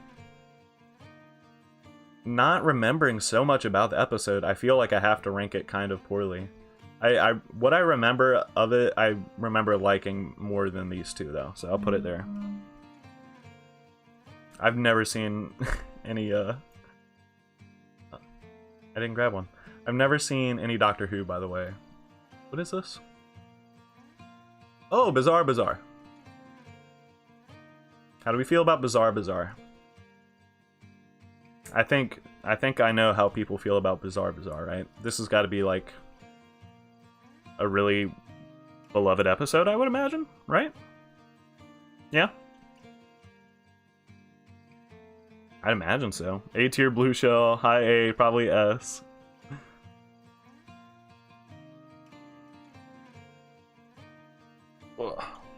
Have you killed a man? Hot pop. Yeah, I think it's got to be A, right? High A. It might be S. I'll put it at the bottom of S for now, but it might get jumped down. You're ranking some B's. High A, very mysterious and funny. What joke did they have to squeeze past censorship? I can't remember anything that was, like, particularly egregious in that episode. Besides Hop Hop potentially killing a man. But, I think on its own merit as just, like, a chill episode, it's funny. And then, obviously, the ending of Hop Pop burying the box was, like, insane, right? And honestly, I feel like they didn't really do enough with that. I feel like Hop Pop just burying the box because he was kind of scared. I feel like, I don't know. I feel like that was kind of unsatisfying, personally. Oh, Tongham, I hardly know him. How could I forget? I also watched this episode just the other night. I think it's just an overall really great episode, for sure.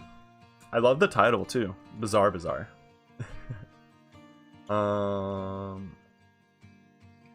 Ooh, Toadcatcher. How we feel about Toadcatcher? How we feel about Toadcatcher? It might be S. I think it's S. Like, straight. I really like Toadcatcher. Y'all love Toadcatcher?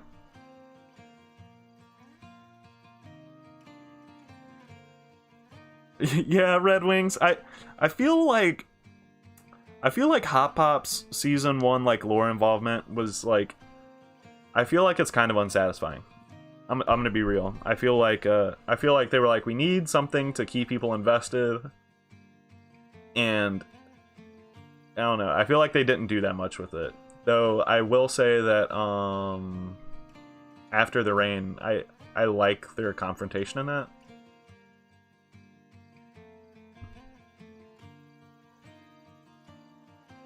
You think she was underutilized, Dragon Dawdles? I could agree. I don't think that we're done with her though. After the second temple, I'm sure we're gonna see her again. If not, then that's kind of weird. Sasha and Grime being bros. Yeah, I love General Yunnan. What a great first impression. And yeah, it was great to see Sasha again.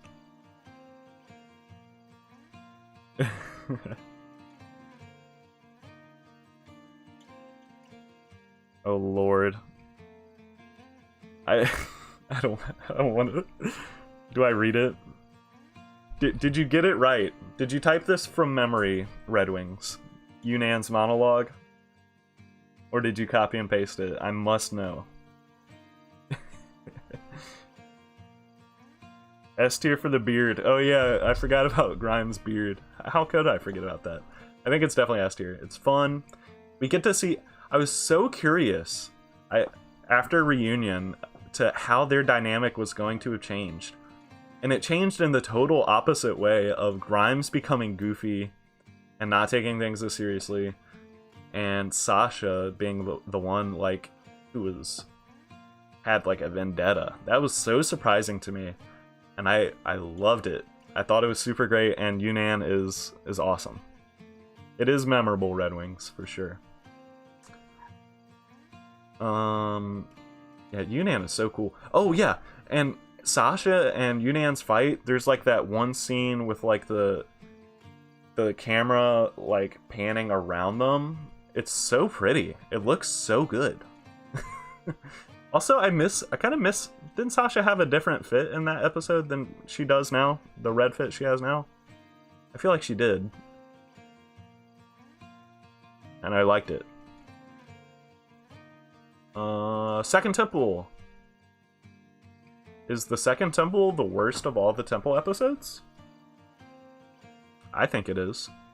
I don't think it's F tier, by the way. Just a reminder, this is discussion tier. S? High A? Did I have the hot take of thinking it's the worst Temple episode?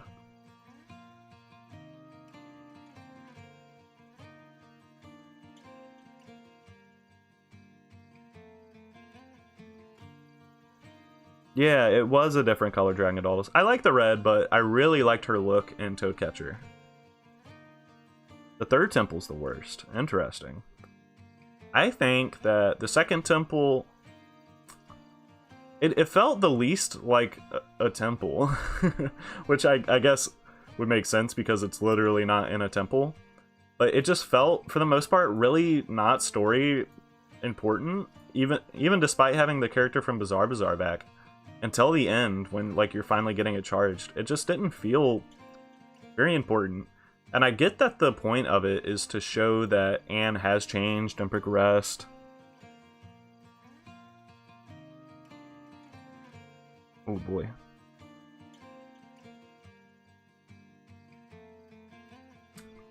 I think that the concept of the temple is cool. I think it just needed more time. Because I don't know, Anne felt so goofy in this episode to me.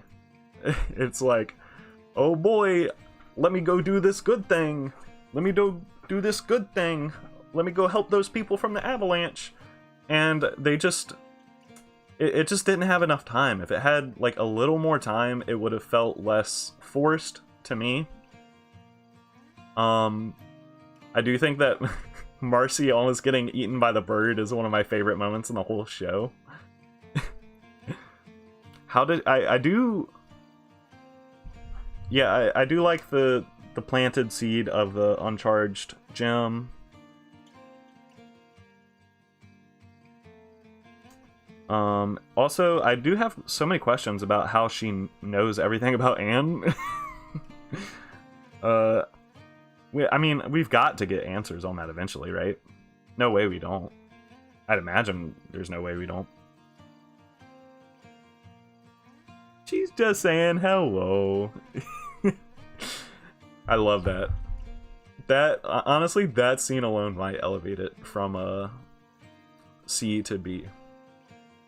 Better than Truck Stop Holly. Is it better? It might not be as good as Friend or Frobo, to be honest. Maybe I'm too harsh on it, but I know that you snore. I think it just I think it really had bad pacing issues, personally. Wally and Ann. I think this is like a season 1 fan favorite for a lot of people, right? Don't people really love this episode? Okay, what is up with the Mossmen? Aren't they on Andreas's evil mural? And he has one in his basement? What's going on with those things? D tier. I thought people liked this episode. Mid A? Is this a divisive episode?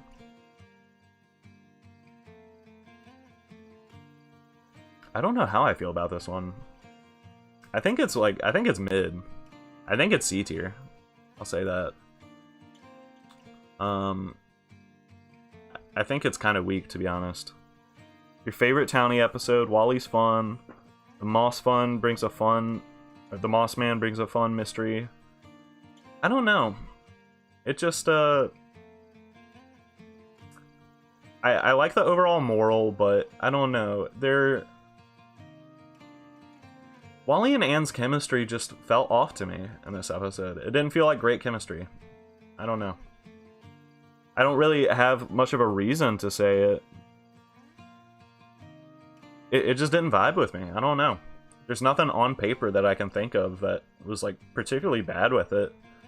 I just didn't like the pairing of the characters that much. Good moral though.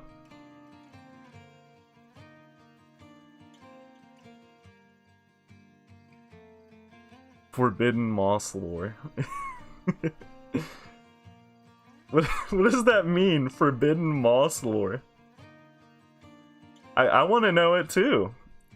What is the Forbidden Moss lore? I think that's the most interesting thing about the episode is the Moss Man. Like, what is going on there? I don't know. I guess we'll find out.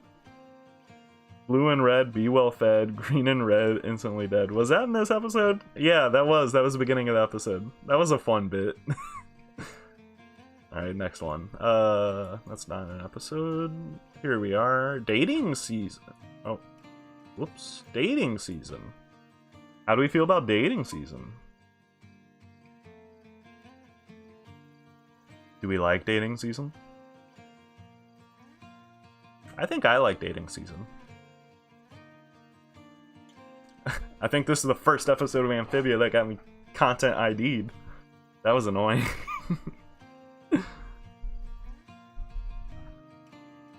Ivy, yeah, I do. This is the first Ivy episode, isn't it? I love Ivy. I think Ivy is super cute. I love her energy. I really love her voice. I don't know who her voice actress is, but they do a really good job. I think that the Love Doves are super fun. I think that the ending of oh, you just fell in love, didn't you? Yep. I think that that's a good ending bit. I think it's just a fun episode. Polly is like kind of spitting facts the whole time. It's just fun. I don't think Amphibia needed a ship really, but it doesn't hurt it being there, and it's cute on occasion. I'll put it above. I'll put it. Man, I like Friend or Fro. Is it better in the Second Temple? I think it's better in Second Temple. Yeah, when didn't care for the conflict, but Ivy and the scene with the two at the lake are very good. Yeah. I love when the Love Doves are diving at Anne, the planters, and what is Ivy's mom? I can never remember her name. And then they like go and do a loop and they're like, oh, so beautiful. And then they get swiped up. I think it's really fun. Oh, Little Frog Town. I love this episode. How do we feel about Little Frog Town? I think it's one of my favorite Newtopia episodes.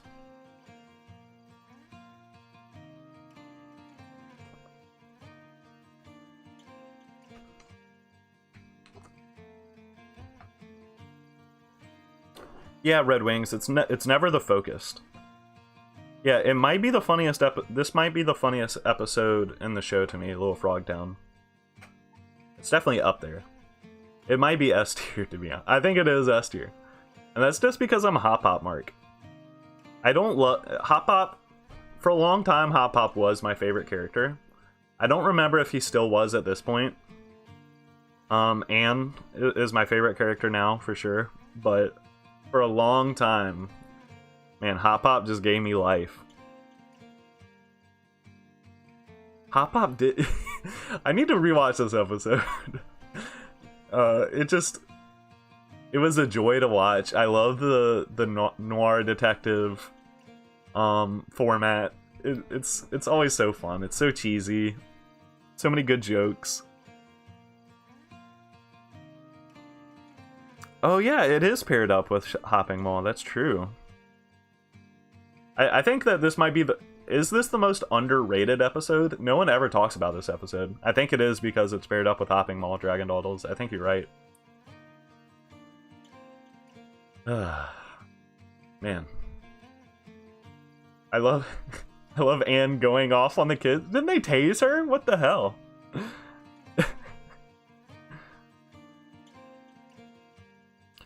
It's fine if you didn't like it. I can understand why someone wouldn't like it.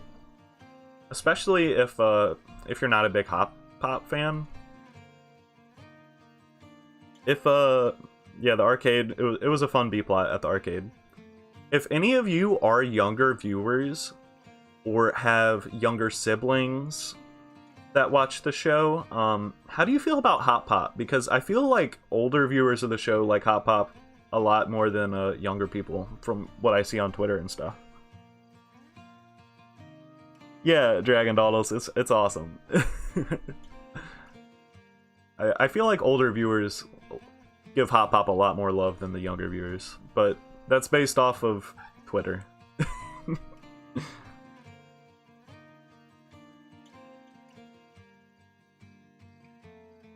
Hop Pop's funny. Fave character from the show is Marcy. After her Hop Poppin' and... yeah, Hop Pop was definitely my favorite character. I feel like in the later end of season 2, him and the rest of the planners kind of take a back seat, which is a bit unfortunate, but Anne is definitely at the top for me. After her, I don't know if it's... I feel like there's too much recency bias to say Marcy, but Marcy is really good. Marcy might be 2, Hop Pop might be 2.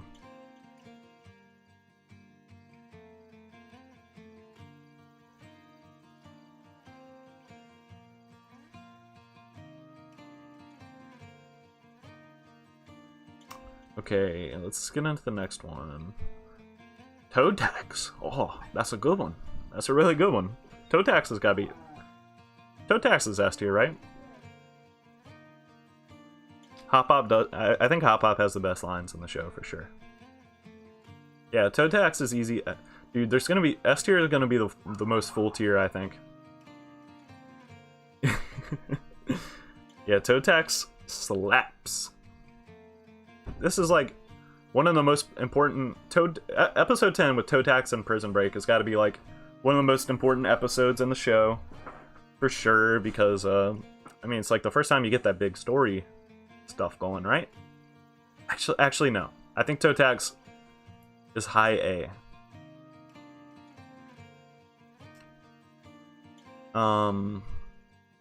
The ending is S tier, I would say. The confrontation with the Toads and the Townies finally getting behind Anne, that's S tier. Stuff before that is also really good, but not on par with the other stuff in S tier, I feel.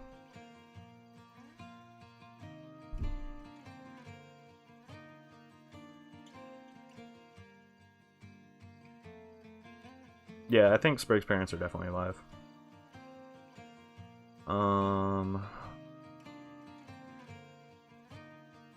Next episode. High A? Yeah, it's either high A. I can understand why someone would put it in S, but I personally wouldn't. I might as well do Prison Break. Where is Prison Break? I mean, since I'm already talking about it, I feel like you can't really talk about one without the other. Oh, there it is. Yeah, I think that the combo of Toe Tax and Prison Break is super important. I think Prison Break is the better one. I think it is S tier. I think it's probably better than Little Frog Town. Unfortunately, sorry, Hot Fop. Prison Break is so good. Sasha makes such a strong first impression. The Herons are super cool. Her and Grimes action scene against the Herons is super tight.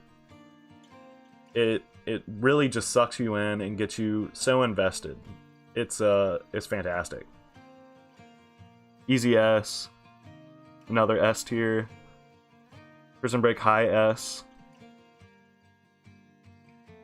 Kick butt while chained up. Let me look at these other S tiers. Honestly, I think I have Bizarre ranked too highly.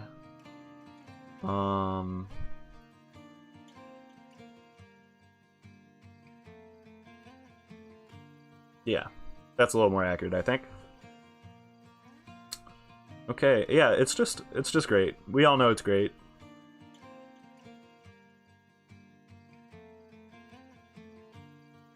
Family Shrub. Family Shrub has one big issue. Oh, okay, wait. A little more Prison Break discussion going on.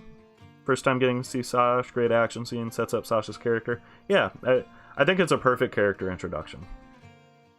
I think it's really good. How do y'all feel about Family Shrub? I think the biggest issue with Family Shrub is its placement. It's placed right after it's revealed that Hop Hop knows something about the mystery box. Wait, mystery box? Music box? Why'd I call it mystery box? It's revealed right after that they have like this underground mysterious dungeon, so it really makes you feel like it's going to be important. And then it's really not. It's kind of a nothing episode. And it's a fun enough nothing episode, but I think the fact that its placement makes it seem more important than it is makes it a little bit worse. I think it's not as good as Children of the Spore. I think it's a really weak episode. Well, that is true, and feeling like a planter is huge. Oh man, I might have to bump it up because you reminded me of that. It is good for that. But I still think that the big underground dungeon after the Hot Pot box reveal, I think that's horrible. Horrible placement of the episode. Family Shrub is A, maybe B tier. If it's nothing episode, you think it'll become important? Oh, that is true. Oh, hold up. You might be onto something, Red Wings. Because I think that the Planter family definitely, yeah, they definitely have such a crazy history. And that's definitely a Planter that's a former associate of Andreas's. Oh, yeah, oh! Ella Blake. Thank you. I gotta elevate it for the Hot Pop glue joke. That's one of my favorite jokes in the episode. That bumps it up to C alone. There we go. Ella Blake, you saved this episode in the ranking with that. I totally forgot about the Hot Pop glue joke. It's so funny.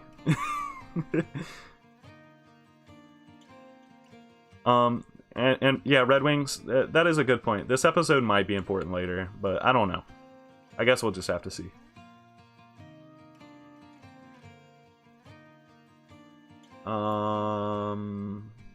What in the world does that say?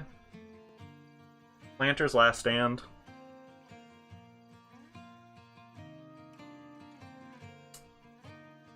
Planter's Last Stand. I think it's mid. It's fun. It's fun enough, but I think Hot Pop's like speeches about selling, trying to sell the snake oil, as you would say. I think that those are really fun. Great salesman sold you on the episode. I think it's just I don't have much to say about it. And it's not like one of these episodes where I don't have much to say about it because everything there is to say has been said. I don't have much to say about it because there's not much to say about it. I just think it's kind of weak.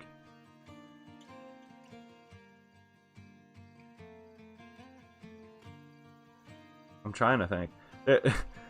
And there are like several episodes with this conclusion of them just throwing something off a cliff. Like they roll the barrel off the cliff and the giant flies go after it. And the domino effect, they like throw a cat toy off the cliff and domino flies away. So it's a weird thing that I've noticed is they don't know how to end an episode, just throw something off a cliff. Probably C or D, kind of generic. Yeah, I think it is kind of generic.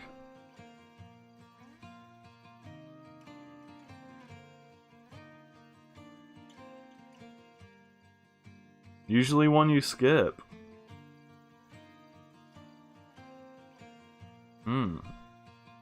I think that I think it's the consensus is definitely it's pretty meh.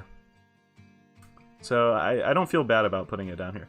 I still like the episode. I don't think that is there a single episode of the show I don't like? Oh yeah. I'll just do this to get it out of the way. I think Civil War is a bad episode.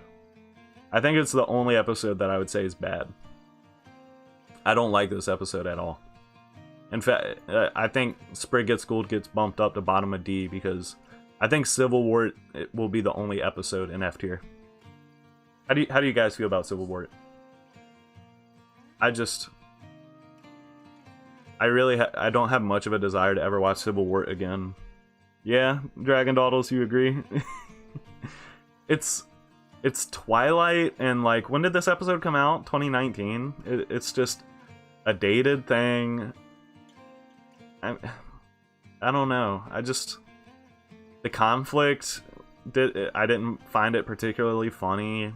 I didn't find the brother-sister moral super great. You think Civil War's hilarious? I mean, hey, if you disagree with me, that's fine.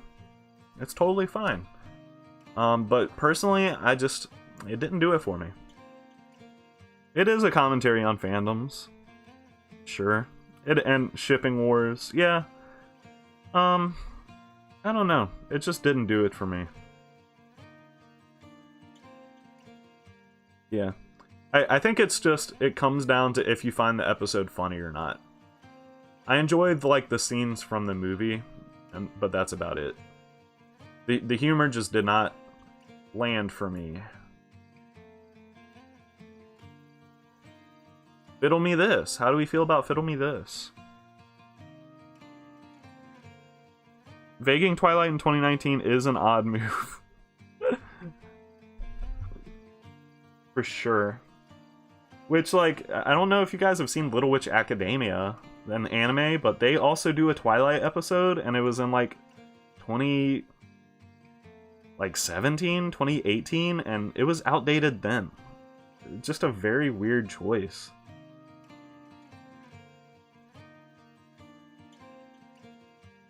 Fiddle Me This, we have someone at C, someone at A, maybe B. Okay, Marianne. Maybe B. I think it's, I think Sprig's performance, I think that the song Sprig plays is excellent.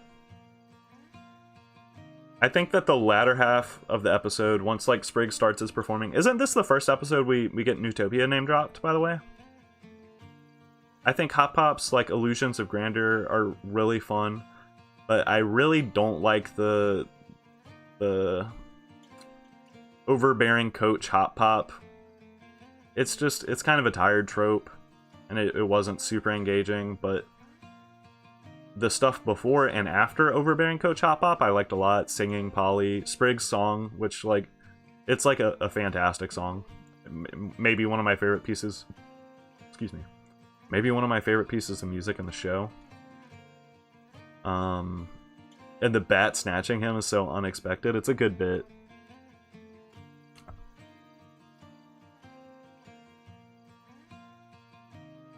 Better than Snow Day, worse than Truck Stop Polly. Don't love Fiddle Me. The song is really good. The plot is kind of generic. The song is S tier. The episode, what'd someone say after Truck Stop Polly? Better than Snow Day, worse than Truck Stop Polly. Let me look at that part.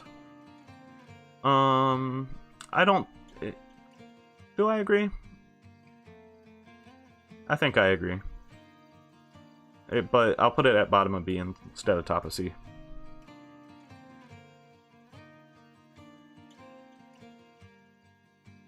Anne vs. Wild. How do we like Anne vs. Wild? Another one of my favorite jokes in the entire series. Oh, okay. Let me read this.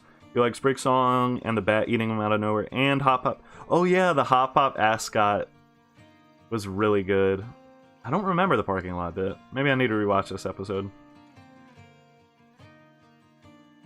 But yeah.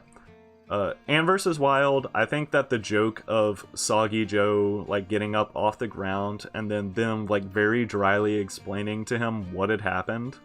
And he's just like, oh, yeah, then what? Oh. And then the awkward pause at the end.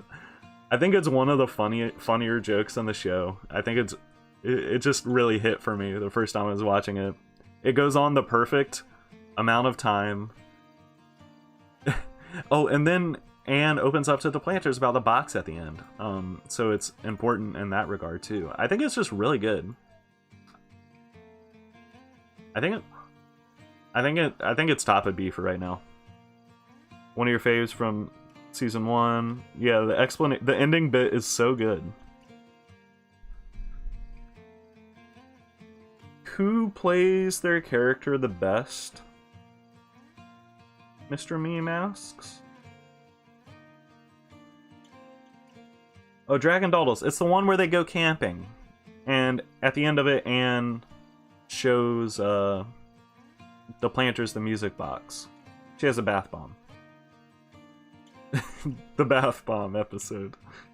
There's like a gross shot of like Anne's back with like a rash or like full of thorns or something. It's kind of nasty.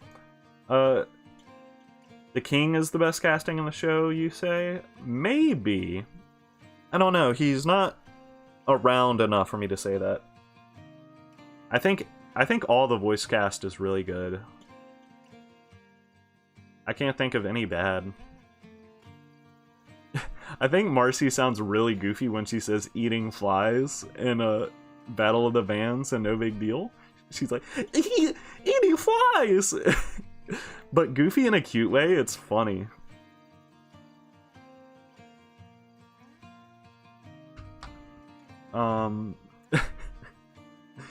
Yeah, I couldn't tell you who's the best voice performance on the show. I think everyone's really good. Yeah. I'm trying to think of anyone that I would even say is bad or not good.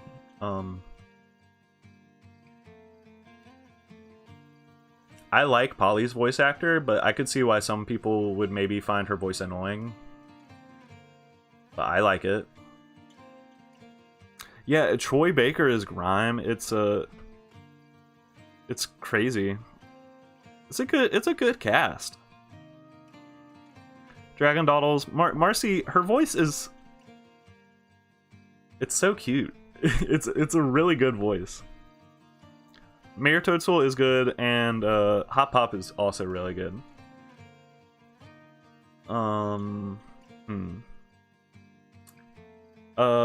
Dragon Dawdles, have you seen Arlo the Alligator Boy on Netflix?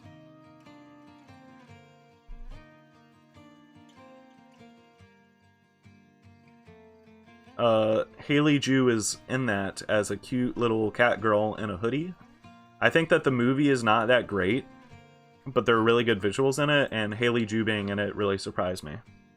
She just does the Marcy voice. I don't know what her voice is like in real life. That might just be her voice. But I was like, oh my god, that's Marcy when I watched that. Yeah, Polly is the least developed character in the show by far. She doesn't really have a chance to shine that much. Ivy on the Run, how we feel about this episode, you guys? What is Ivy's mom's name? Someone please tell me. I can never remember.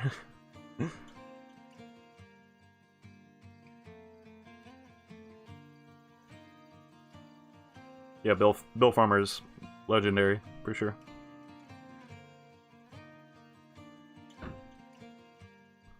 The only episode you never watched. Is there a reason for that? Did you just not want to? Felicia, that is it, I think. Yeah. I think that this episode's kind of weak. I don't know. It's just really not memorable to me. Which is surprising, because I like Ivy. I just, I don't know. I felt like the conflict between Ivy and her mom was kind of weird. The only thing that really stands out to me about this episode is I liked the way that they used, like, bugs as, like, walkie-talkies or, like, cell phones. I thought that was kind of funny.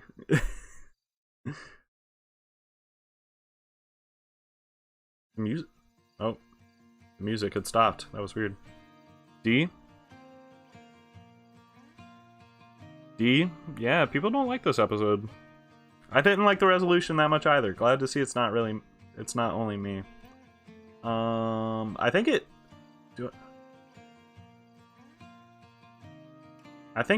D is something I agree with. Ah, okay, gotcha. You like the Ivy focus? Yeah, I don't know. The conflict just felt kind of forced to me.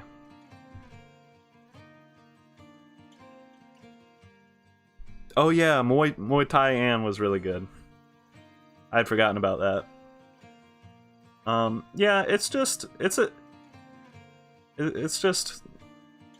not really anything here for me. It's pretty average. It's not bad. I don't think any of the D tier episodes are bad. Civil War though, I think Civil War's kind of bad.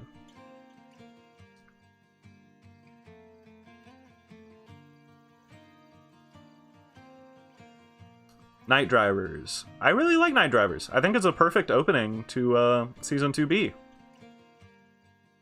But you guys probably had to deal with hiatus. How did you guys feel that Night Drivers was as an intro to Season 2B?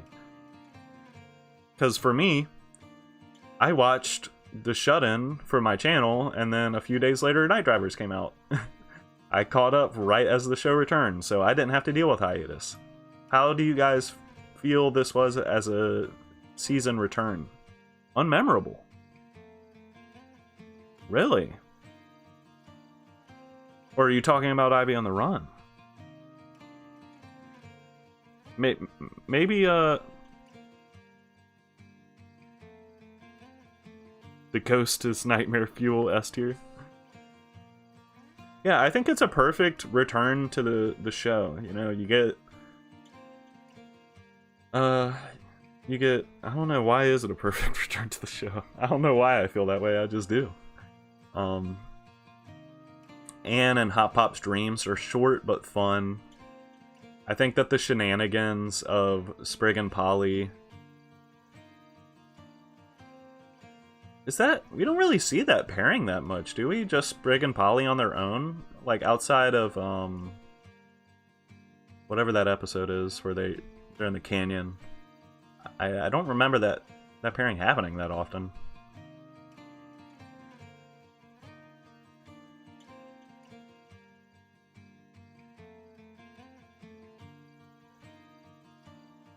Fair enough, Red Wings. Fair enough.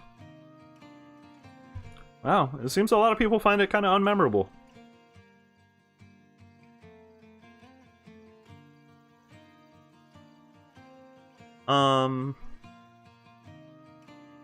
I didn't even think about the fact that that does confirm ghosts exist in Amphibia. I think it's just a really fun episode. Yeah, right below Friend or Frobo. It's fun. It builds anticipation for whatever the next one was titled, where they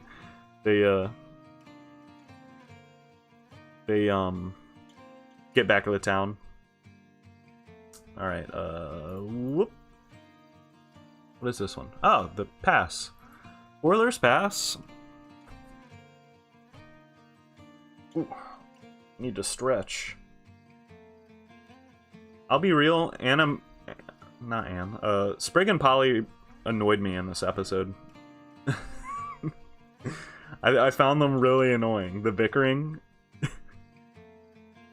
I like that. I like their little song that ended in a. It's fake. It just D tier. Sticking in B. Are you talking about Rangadoddles? I think you were talking about night drivers. Too annoying F. Wow. Wow. Okay. Was funny. Another meh. Yeah, Anne giving away her phone was pretty funny. I also like the Anne and Hop Pop interaction. But Sprig and Polly, they just enjoyed me a bit here. Yeah, the boyfriend joke was really good. I think it would be D for me as well. I think I'd maybe put it right under Children of the Spore. There's some really good moments, but overall, I don't know. When the episode actively makes you annoyed, it's not great.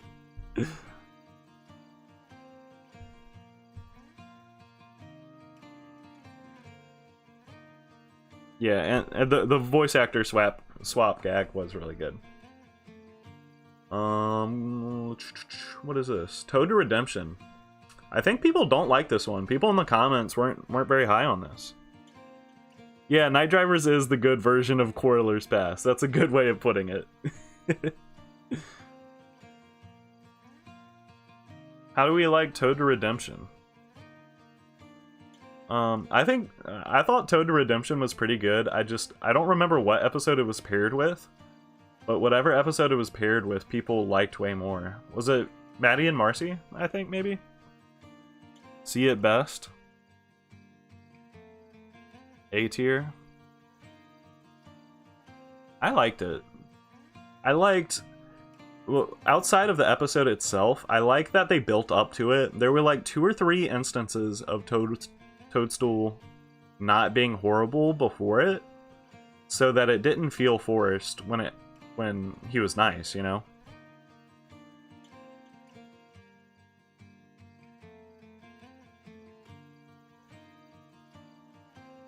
Oh, were people disappointed it wasn't about Sasha? I guess. I hadn't considered that.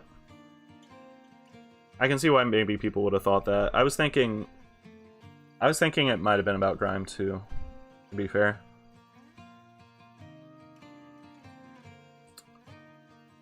I don't know where to put it. It's getting to the point where the chart is getting really cluttered, so it's getting harder and harder to rank.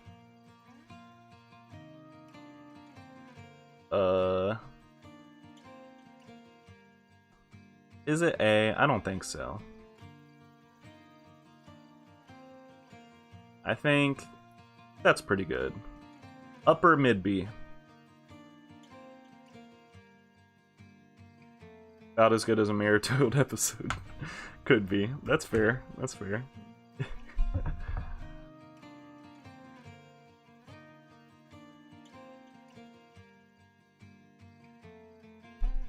Ooh. Yeah, but Mr. Meme, I don't think it was that out of the blue. They had hinted at it like a few times, like off the top of my head, in Friend or Frobo and New Wortwood, and even I guess you could say at the end of the reunion was the first time, But at the end of Friender Frobo, he's trying to protect the kids, and in the end of New Wartwood, wherever that is, here at the end of New Wartwood, he owns up to making a mistake. He's like, I should take the blame.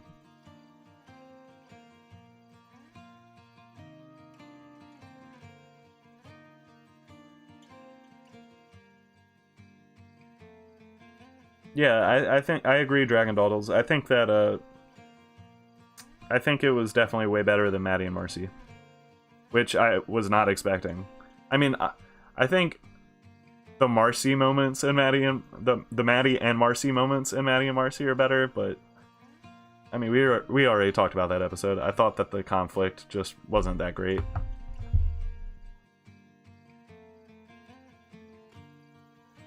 Kane Crazy. I think this one's really good. I think it's really funny. How do y'all feel about Kane Crazy? And this is like one of those episodes where when you rewatch the show, you're like, wow, Anne has changed a lot, because she's really rude in this episode. Throughout a lot of season 1, she's really rude and selfish, and it's easy to forget how much she has changed between then and now, because it happened gradually and was done really well. You're bald.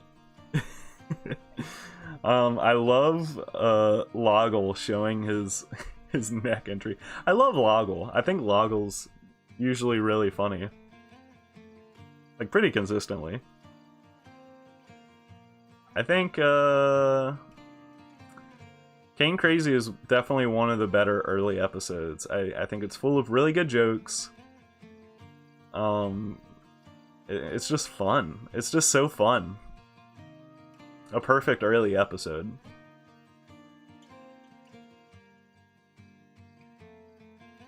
Loggle jokes were fun. I think it was, yeah, it was the third half episode. It was 2A, I think. Yeah, when we're coming back, we're gonna have to talk about this. Easy A for you. That's fair, that's fair. It's high B, I would say. Yeah, okay, we kind of seem in the consensus about this. Anne or Beast? Oh, that's episode 1. How do we feel about episode 1? I'm really curious to see what you guys think about this. What do I think about this? Do you guys ever notice that Bessie isn't in this episode? They're riding on like some green slug instead of Bessie. You guys ever notice that? Yeah. I'm not the only one that noticed. I noticed that on a rewatch. I was like, what the hell is going on there?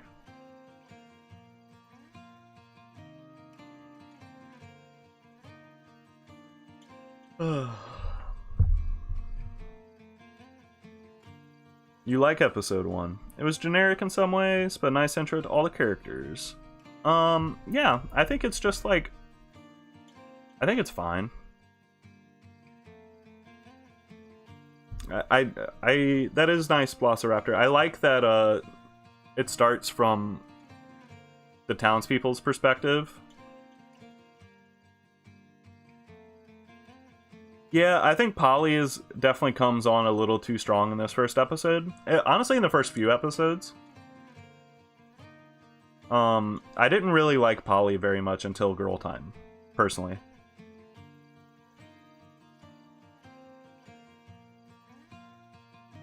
Yeah, I definitely like that it's introduced from the amphibian's perspective. I think it's fine. I'll put it at the bottom of B. It's fine. It's one of those episodes that, like, it's kind of sentimental. Because it's, you know, it's where it all began, right? Yeah. A lot of shows, I don't know, a lot of shows can kind of feel weird in their first episode. Oh, wait. Oh, no, that's a Best Franz thing. I'll talk about that when we get there. Where is Best Franz? We'll talk about that. Here we go. Best Franz. I guess I'll mention it here. This one, there's kind of a lot of inconsistency with Sprig. He's like, I don't really have any friends. And then, because I'm weird. And then we see he has a friend in Ivy. And not only that, in the Cracking Mrs. Croaker episode, it's like, yeah, everyone loves me. So that's like an inconsistency, but it doesn't really bother me that much. I give cartoons some slack to go against things that are said in the first few episodes, because when they're introducing themselves, they haven't really found their identity. Characters can change a lot from the first few episodes, and the way the world works and everything. Yeah, the characters aren't really established. It's they're figuring things out, and I'm generally pretty forgiving of what happens in them. That being said, I do like this first episode. This episode, Best Franz. I think it is better than Anne or Beast. I think the snake is really fun. Yeah, definitely, Ella. I agree. Fair enough, Red Wings. Fair enough. Yeah. I think it feels much more like the show than Anne or Beast. It feels like... It feels like it found its identity relatively quickly.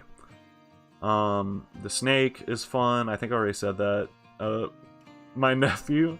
I watched the first couple episodes of the show with my nephew like a month ago or something. He loved it when Sprig jumped up in the air and got eaten by the snake.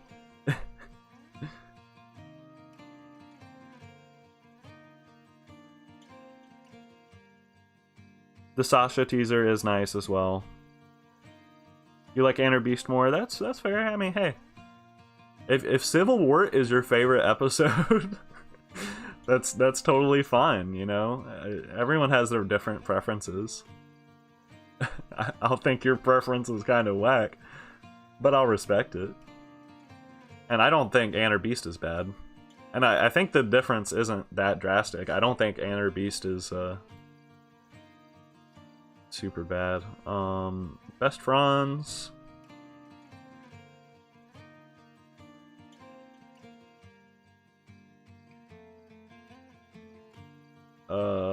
I'll put it right above Fiddle Me This.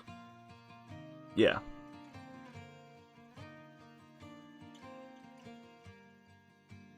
Yeah, the Anne's lines about friendship are really nice. Have you guys seen that video? It's like Anne screaming vengeance in like 7 different languages or something from this episode. That was on my recommended one day, and I watched it.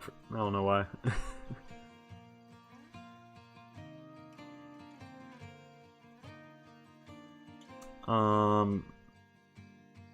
It's getting hard to go random, so we'll just go in the placement of them here. Sprig versus Hop Hop.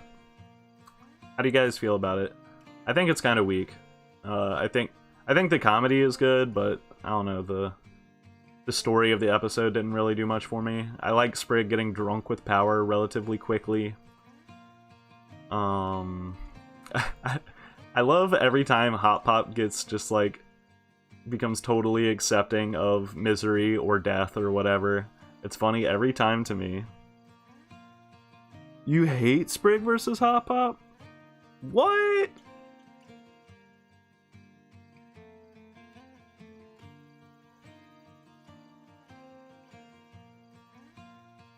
I don't hate it. I think it's just not great. I think it would be maybe be C tier.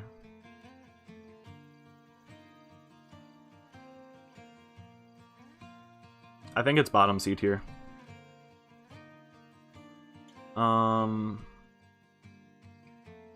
Breakout Star. How do you guys feel about Breakout Star? I actually really like Breakout Star. I think it's really funny. There's a bit where they're trying to sneak out Anne. It's also the origin of Anne putting her name and everything. Sprig is a jerk, Hop Hop is way out of character, giving the farm to kids. All valid.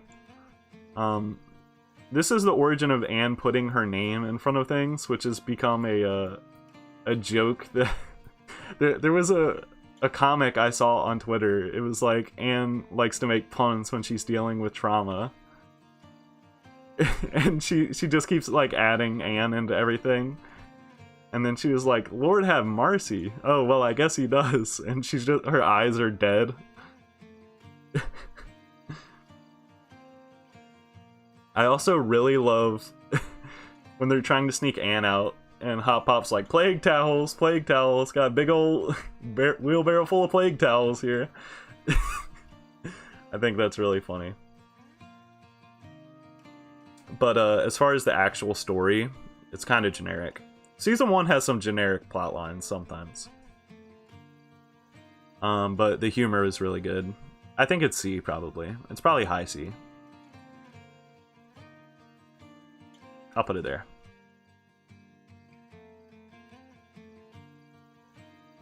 You saw it too, Dragon Doddles? Oh yeah, her slathering butter on her face is pretty disgusting. I will admit.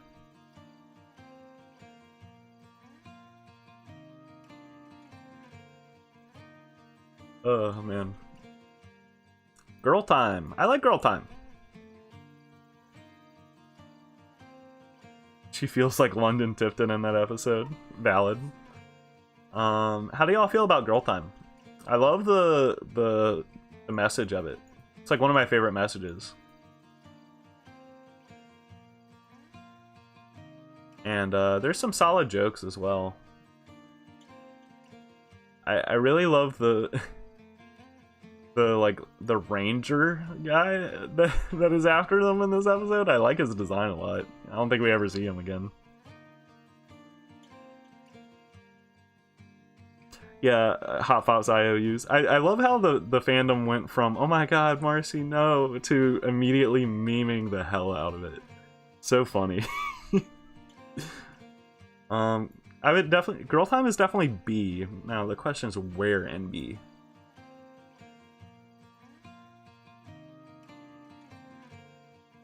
I think it's better than Toad Redemption. And honestly, I think Flood, Sweat, and Tears is better than Toad Redemption too. Yeah, good message is great. Sprig's line at the end, is that just the line about how he loves the spa?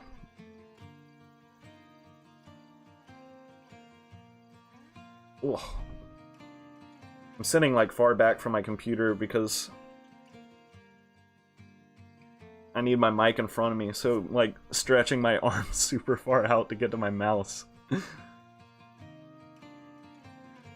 Yeah, you went into the spa without me? These chains represent our burden on society. Those are some good lines. You do eat the dead skin off your feet. That's a real thing. It's kind of gross. I've never been to a spa. I always wanted to. Gotten a pedicure a few times, though.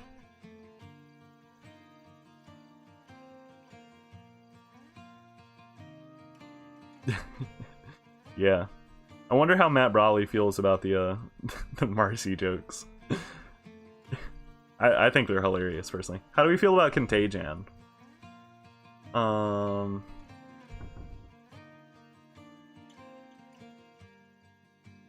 do I feel about Contagion? I mean, the resolution is extremely obvious. I would say maybe to the detriment of the show that obviously the planters aren't going to die. It's not that big a deal because, you know, the characters think that they might, so it doesn't really matter that you know they won't. You're not meant to think that they will. I love Anne's resolution to trying to make it right and feeling really bad. Also, Hot Pop's resolution to death. He's just find me a rock to lie under every time. Yeah, just pick a nice rock. Very funny. You're going to your dorm. Will I still be streaming in 30 minutes? Maybe. I couldn't tell you for sure. Oh lord. Madoka Magica. What a great show. Don't put any Madoka spoilers in chat, because that's a really good episode, good series if people haven't watched it. Yeah, I agree agree, Dragon Dawdles. It's a really good development episode.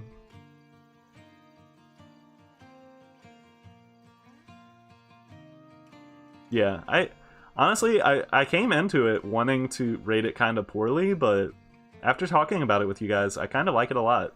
It's definitely at least B, high B. It might be... Well, first, I think Anne vs. Wild goes low A. Contagion...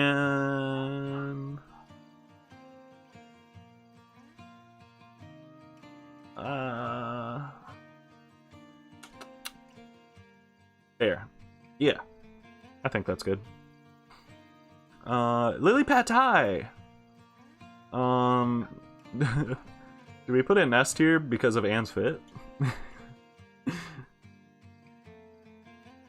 Every episode that Anne gets an alternate outfit should be an S tier. I love all of Anne's alternate outfits. They're all really cute.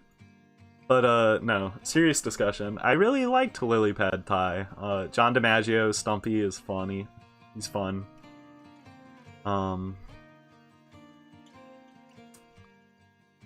It's just fun though. I don't know. Seeing the Thai culture is nice. I'll be honest, I know almost nothing about it.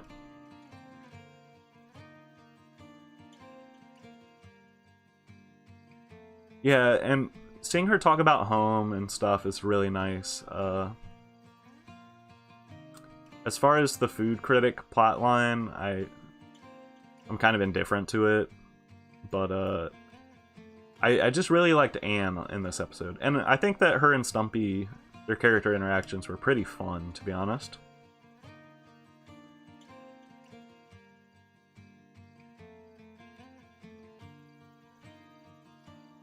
Yeah. I don't know if I'd say it's A tier. I think it's top of B for right now. Grub Hog Day. How do you feel about Grub Hog Day? Isn't Grub Hog Day episode 11A, so it's right after Toe Tag's prison break? Because I was really unimpressed with it, and I think it's because it followed those two episodes up. I'll be right back, guys. I need to get some water. I've been talking a lot. My throat is kind of killing me, and I need to hydrate.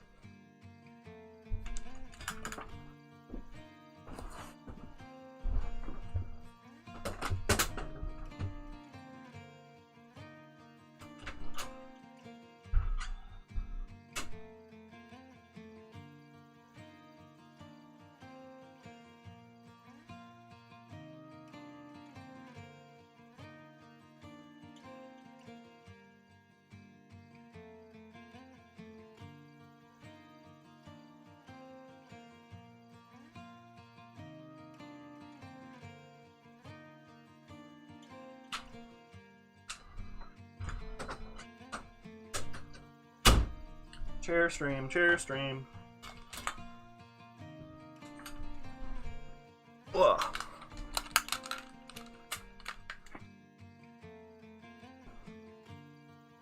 Alright, how does everyone feel about this one?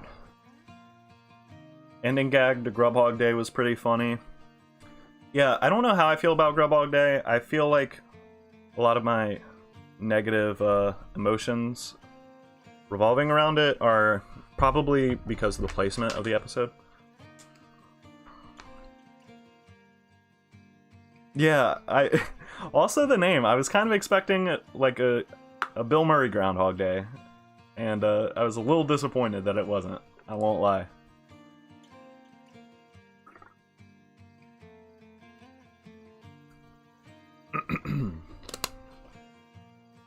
I think there's some really funny jokes in this episode. Just like meta jokes about like convenience in writing. When Hot Pop, like, he just like comes out of a bush and Sprig is like, Hot Pop, what were you doing in that bush? He was like, I don't know. And there's a vendor, he's like selling socks and sewing needles, socks and buttons, socks and buttons, socks and buttons. Don't know why anyone would need socks and buttons, but I'm selling them. Oh yeah, I forgot about the stare into the abyss joke. I think that there are some really solid jokes in this episode, but I don't know. I think that the biggest sin of this episode is the placement right after Toad Tax and Prison Break. So I feel like I underrate it, but I would say it's probably C tier.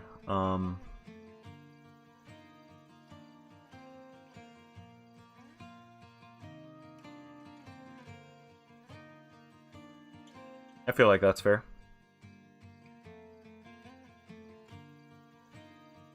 Oh, this was the first episode written and boarded.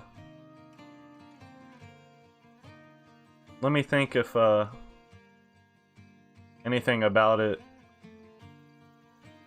makes it glaringly obvious. I can't think of anything that is super obvious to that. What was the moral to Grub Hog Day? Even don't lie. I don't remember. Don't lie is what I can think of.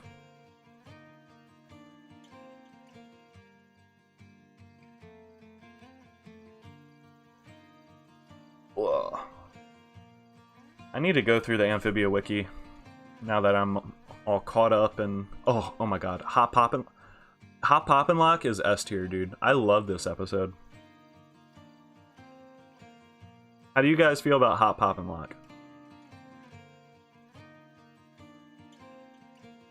Yeah, so good. The Sylvia song, fire. The dancing animation in that montage is really good. Yeah, one of the best ones. 2 new fits? 2 new fits, dude? Are you kidding me? We get Uncle Max's voice actor from Ben 10. It's just really good. It's funny. It takes really extreme, like, slapstick humor, which I'm a fan of, personally.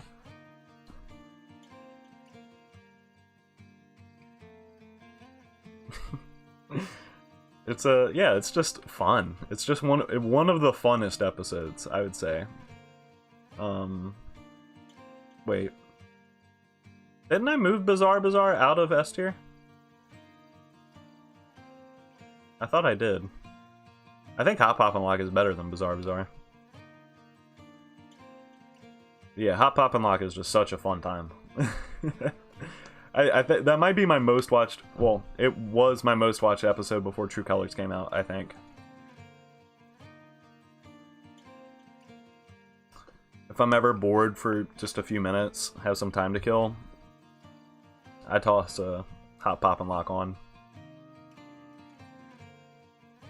Hot Popular, how we feel about it?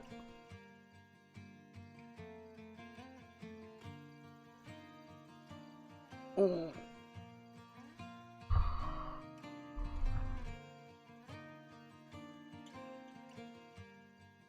Hot Poppin' Lock. Or not Hot Pop. Hot Popular.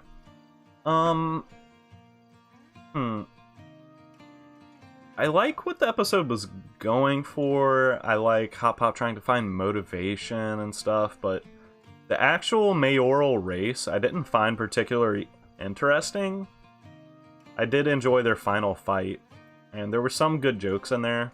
I like the moral dilemma of, do I take the money and the stand, or do what's right? And obviously the callback to it in Reunion was super nice.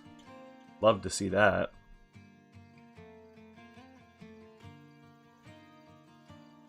Dragon Dawdles. Yeah, season one is really good. I think that the show is at its best in season 2, but I think that there's still a lot of really good stuff in season 1. I've been like talking for like almost for like 2.5 hours straight. My voice is going to be shredded tomorrow. Oh my god. I still don't understand how people outside of the town get to vote for the town's mayor. But whatever, dude. Sure. I think it's low B. I think that's where I'd put it.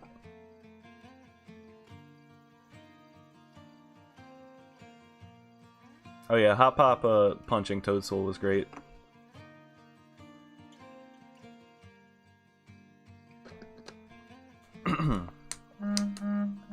Oop, that's happening on the same table as my mic. Don't want that to happen. Alright. We're gonna hit the big episodes.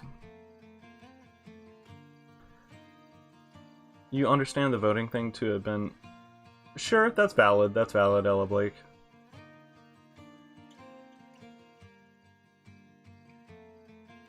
Kind of built against you. Alright, we're gonna go through the big episodes, and then we're gonna kind of run through the not big episodes.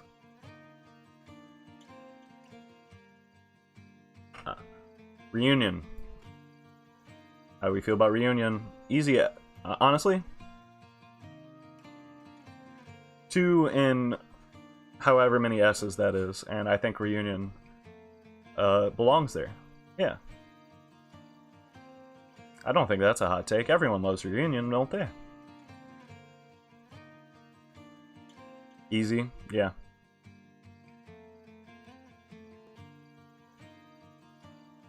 The flashback to before Amphibia at the beginning was so good.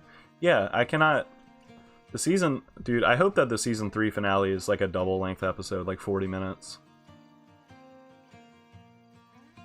Oh yeah, Lean on Me? Oh my god. So good. So good. It might actually be number 1. Yeah, that was a question I had, but I do think True Colors is better.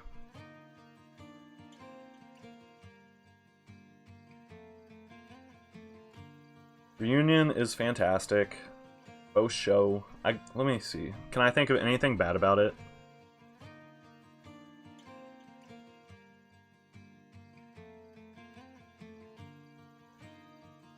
No, I don't think I can.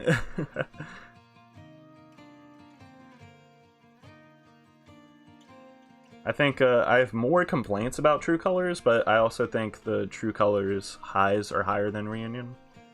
The Lean on Me was really good.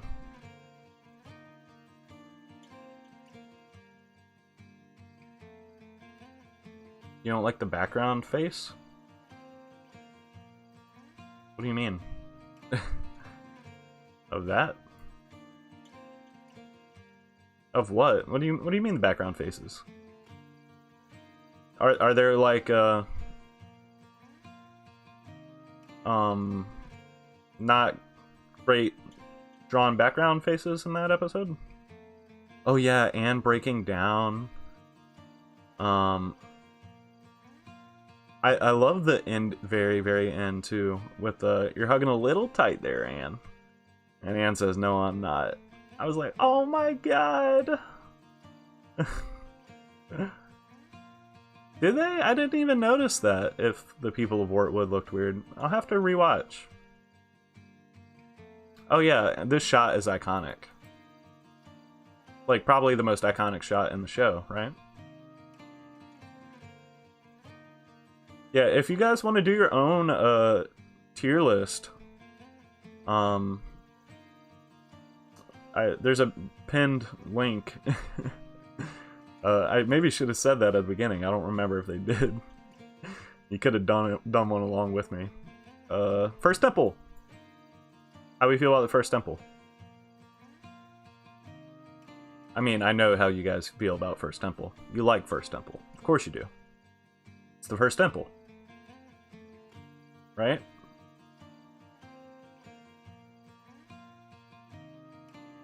Oh boy. I say First Temple in the chat, starts moving.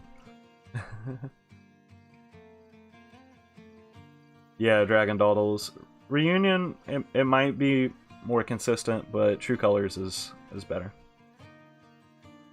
Yeah, First Temple's definitely the best temple. That's not a question. Is it better than Barrel's Warhammer? Maybe. Honestly, it might go up here with these three. Does it? It might.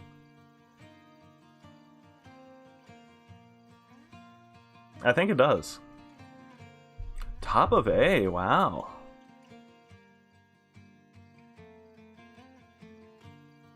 I think saying top of A is you wouldn't go that far. Maybe I like it more than everyone else. See, First Temple is when I fell in love with the show. Like, I was super into the show. I really enjoyed season 1. I was loving season 2. And then First Temple hit, and I was like, oh, okay. This is like one of my favorite... This is like one of my favorite shows now. Best of S, but not double S. I don't know. It might be for me, dude. I think it's really good. See, for me, the First Temple was what I imagined the show was going to be. That shot in the intro theme song of Anne grabbing Sprig while there's like a boulder going after them. I was always imagining Indiana Jones, and this episode is such big Indiana Jones energy.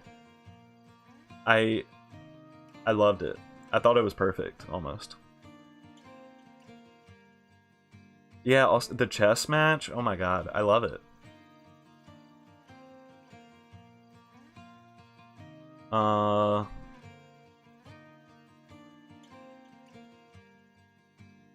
Really? The Anne Hot Pop conflict didn't quite land for you.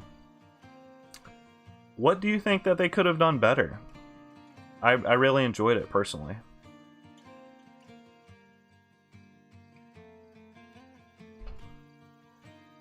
And it's okay if you can't think of a way that they could have done better. It's okay to just not like things sometimes. It looked like I was dancing. I was stretching. Hopping Mall next? Sure. Where it at, though? Where's Hopping Mall? Oh, there it is. I'm gonna be honest. I probably don't like Hopping Mall as much as you guys. I really love the final scene with Anne and Sprig. But, oh yeah, Joe Sparrow! That wasn't First Temple, wasn't it? I think that the episode before I think that people really laser in on the final scene. I don't think that the episode that came before that was amazing. There are some highlights for sure. I love the big buff lady. I loved her design. I love the Smash Bros reference. Easy S? Everyone's saying S.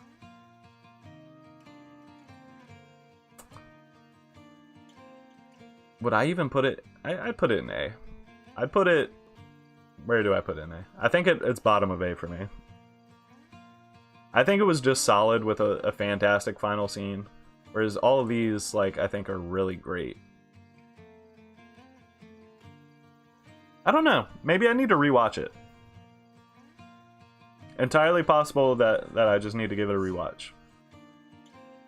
I can own up to that. Better than Scavenger Hunt? I don't think so.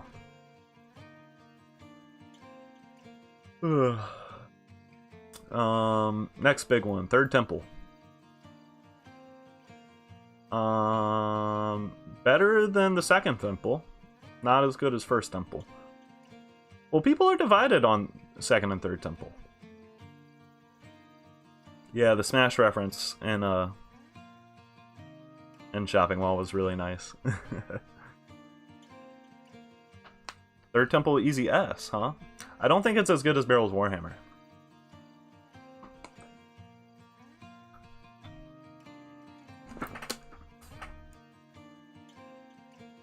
S. Yeah, it is probably S, huh? Is it better than Prison Break, do you think, guys? High A tier?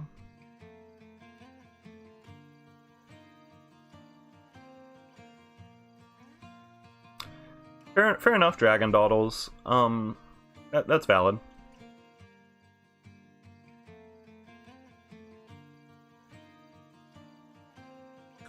Oh yeah, I forgot about the fight scene. I really love the fight in this episode at the end. Super good. The temple almost feels like an afterthought. Like the first and second temple, the challenges that they're facing are important, whereas the third temple, it almost the challenges almost seems like themselves, and I really like that thematically. How heavy was that armor? Well, you're fine, Dragon Dawdle. Hopping Mall would be high S. Third temple is mid to low S. Yeah, the Dragon Ball Z Naruto armor was really good. It wasn't that, it's heavy armor, but the gravity just made it worse. I think it's better than Prison Break. I think it's better than Day at the Aquarium. I think it's better than Toadcatcher.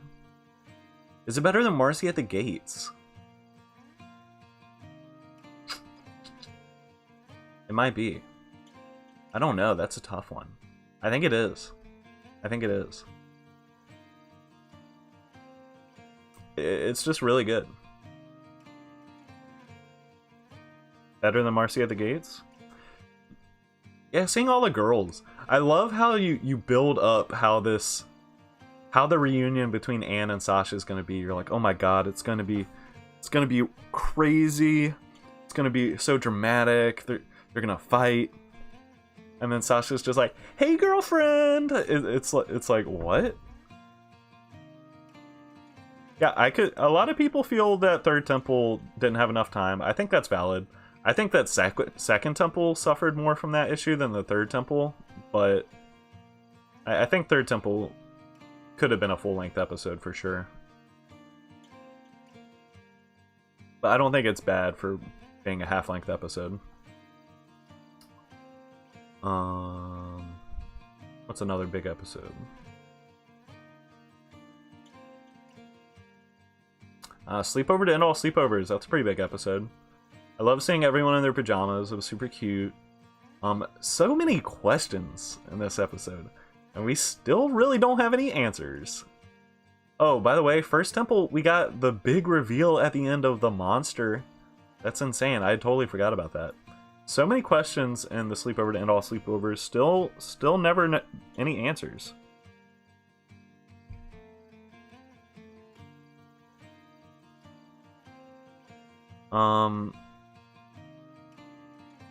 Let's see, we got those, what are those creatures called? Moonfish?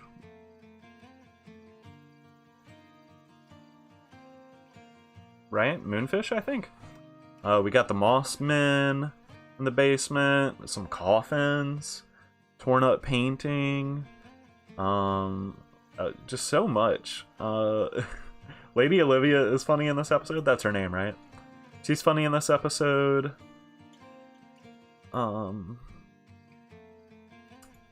I like that the impact of Sasha is felt by Anne and Marcy. You're going to go drink juice. Yeah, Lady Olivia is really good. It's definitely at least top A. I think it's better than Hot Pop and Lock. Wow. That is a really good episode. I haven't watched it. I need to rewatch that one, but I do think it's pretty good.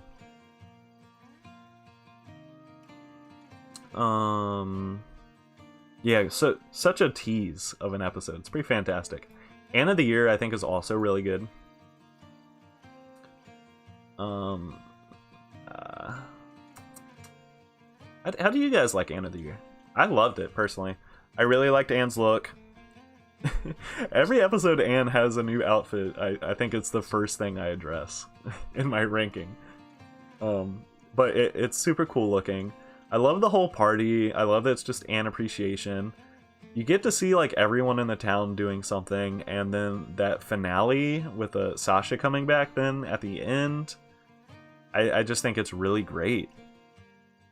The Anne fit makes it. Yes. At least the party is lit now, Anne, for sure. It's really good. I feel like there's not a lot to talk about. It's because it is pretty simple. Like, she's loved by the town. She throws a party, takes the party too seriously. Like, there's really nothing too fancy going on in the story. I think it's just executed really well.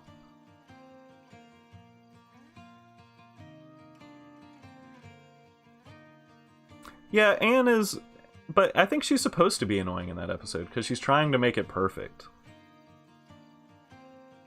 I love... I love when there's, like, music playing, and everyone's like, what are we supposed to do to this? And she's like, dance like this! And just, like, aggressively dances.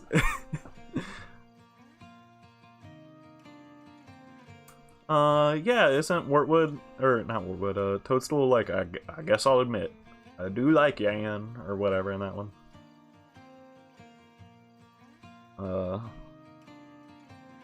I think it's high A for me. What about Wax Museum? I mean, this one really just depends. Are you a Gravity Falls fan? It's fan service for Gravity Falls fans. I think it's good fan service because I don't think you need to be a Gravity Falls fan to enjoy it. I think it helps. But I think that there's some really solid humor in this episode. Yeah, and a crossover. It's just really unexpected for me personally. I don't know. I wonder if they spoiled it in a promo or something before it came out. I'll put it in low A. I'll admit it. It is just because I'm a Gravity Falls fan. It's probably, but it might be low A because it's funny. It is a funny episode. I don't know. It's a great Gravity Falls crossover, but not a great Amphibia episode. That's a good way to put it. It's nice as its own standalone thing.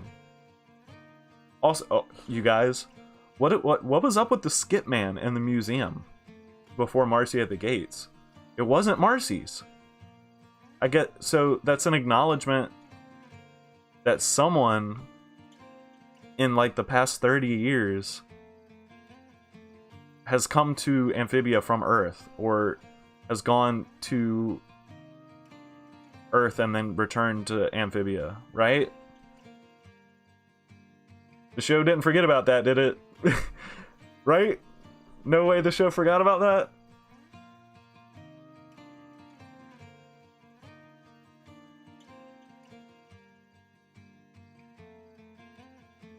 Is the Skip Man Sprig's mom's? I don't know, dude. I got questions. I hope that they don't forget about the Skip Man. I really hope they don't.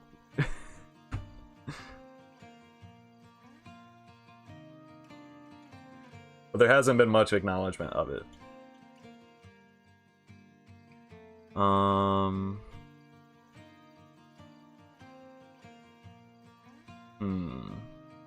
Combat Camp? Or not Combat Camp, Lost in Utopia? I really love this episode. I think it's the pound for pound funniest episode in the whole episode.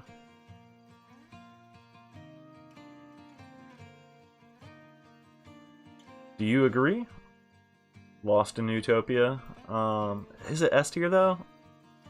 It might be right under Anne of the Year. I think it's the funniest episode in the entire show. Tails. Yeah, someone posted on Twitter. It was like me on my way to see the second Sonic movie in theaters. It's Tails, Tails, Tails, Tails, Tails. So funny. It just slaps.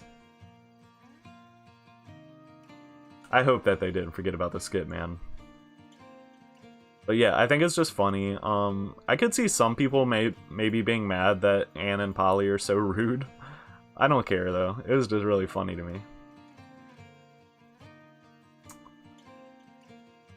How about Croak and Punishment? I didn't want... Oh yeah. Okay, I'll be... Thank you for mentioning that, Dragon Dawdles. Oh my god. There's there's a YouTube video titled Anne's Mom Lost in Newtopia, Amphibia, and it was always on my recommended before I got to that episode. And it's like the thumbnail is just a picture of Anne's mom in a car. I thought that Anne's mom was going to get transported to Amphibia and that thumbnail was spoiling it for me, dude. I was and then I got to that episode, I was like, oh, thank God.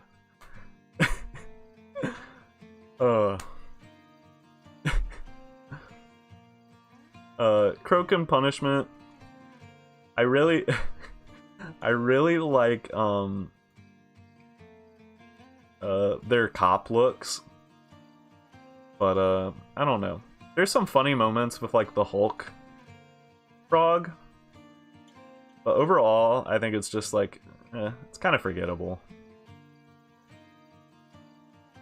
There is the cute Sprig and Ivy moment at the end. I really enjoy the ending like joke where Sprig is like, she didn't just steal the shell, she stole my heart. He's like holding a cute face, and Anne's like, I don't remember what she says, but she's basically like, that's kind of cringe, bro. Yeah, it's the compilation of being bad cop went on a bit too long.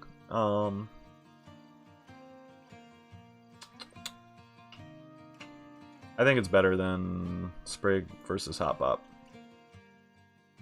Oh yeah, where's the shut-in? That's kind of a big episode, isn't it? Yeah. How do y'all like the shut-in?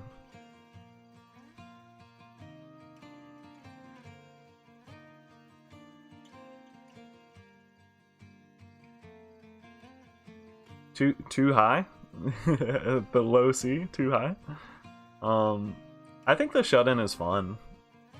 I like holiday specials. Triple S, wow. I wouldn't put it that high. I think, what is Sprig's story even? Oh yeah. I think that, the format of the episode suffers because I think that Anne's story is by far the best, and it's the first.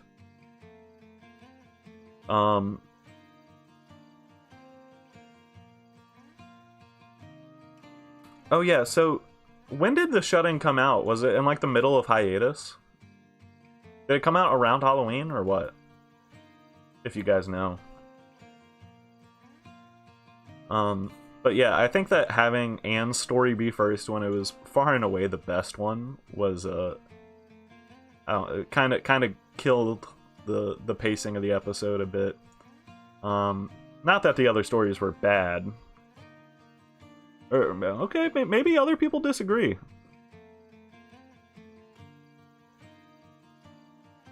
I just felt like Anne's was great. This one did win an award for best character design though. I think I put it in A tier, probably. I think it's better than Hopping Mall. Sorry guys.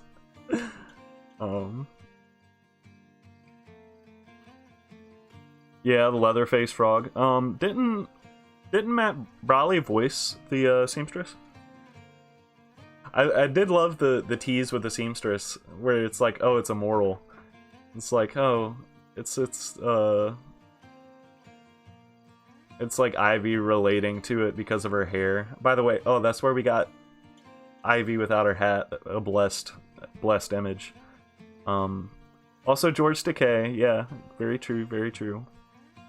Which I don't think I realized it was him when I was first watching. But I love the fake out of like trying to do a moral and then like punching it in the face and burning down its house. I thought that was a really good bit.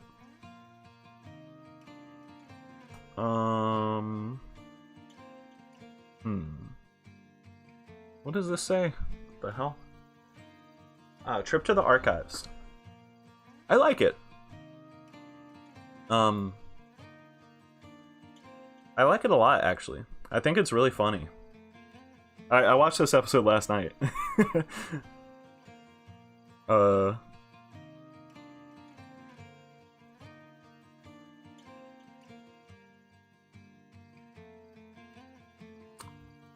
I don't know. I like it, but like I'm kind of not really having that much to say about it. It's nice to like get acknowledgement of the passage of time and that they are going to leave the valley. Outside of that, I think there's some really funny jokes. There's a joke where like they start a spontaneous fire, which I'm extremely like smooth brain. Every time there's fire, I laugh. Like in the caravan episode. Sprig Chaos moment. Hi, Christopher.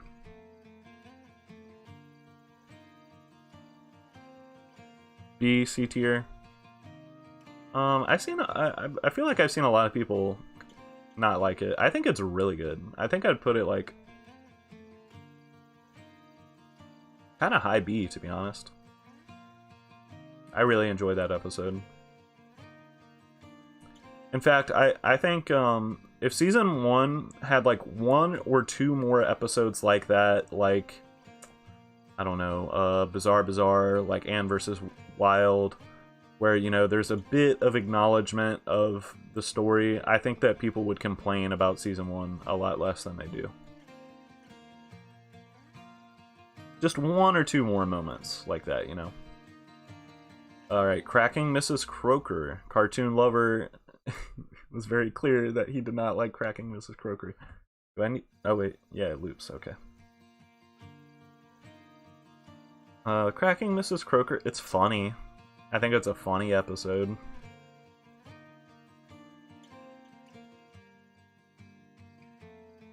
That's about all I have to say about it.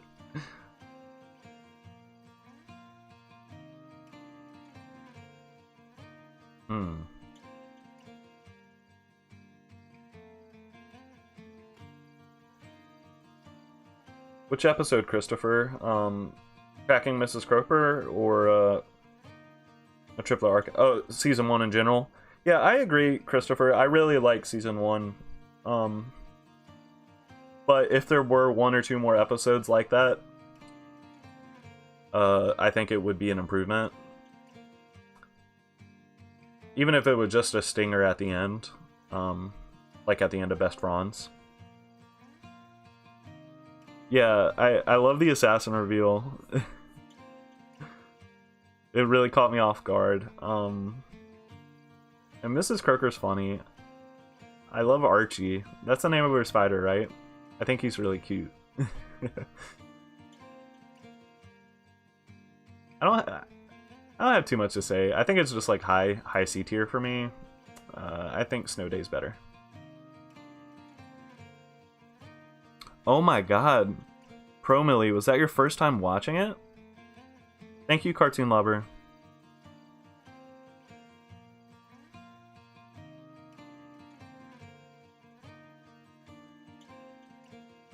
So that was your first time watching it, Pro Millie. I'm welcome to the community, I guess. It's a really fun show. What can I say? What did Croaker do with his body? That is... I don't know if we want to know the answer to that one. Mrs. Croaker kind of scary.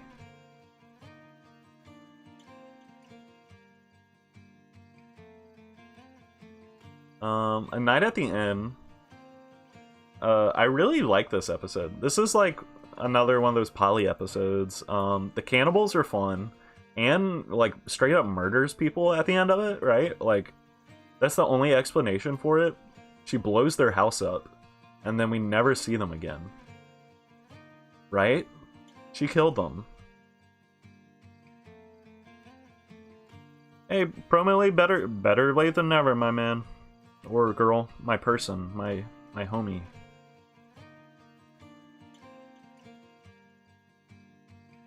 Yeah, Anne killed those people, right? In A Night at the End.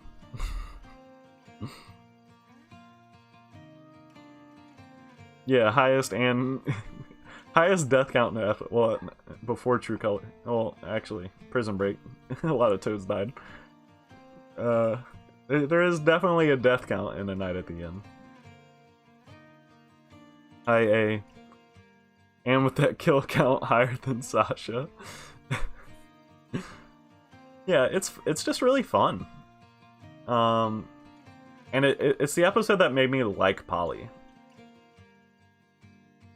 I'm sorry, guys. I'm putting it above Hopping Mall.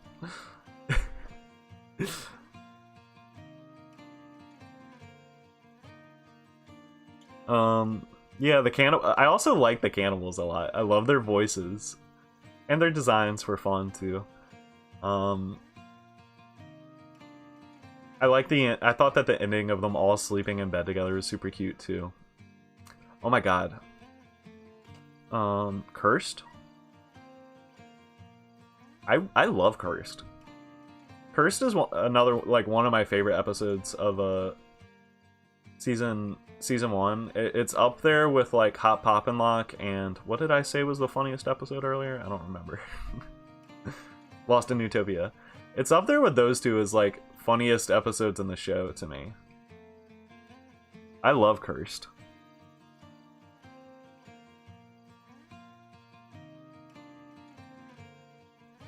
I think there's fun stuff going visually. Oh, okay. Hey, DM me on Twitter when you upload your Amphibia videos. I might check them out. Maybe I'll check it. Have you uploaded anything? I'll check your channel out after the stream. Stream's gonna be ending here soon. We're wrapping up too. I was not expecting to go over 3 hours. And thank you. Oh my, some of you guys have been here like since the beginning. Thank you. God, you're awesome. Yeah, Cursed was really great for Maddie.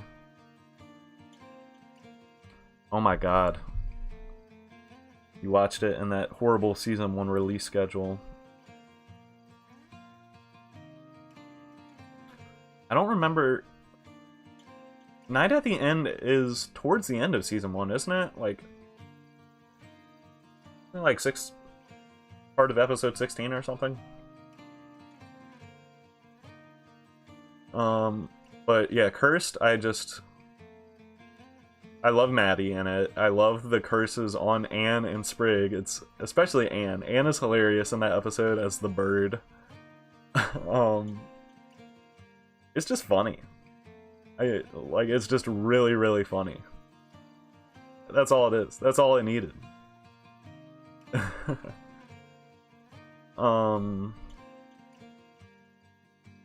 Yeah.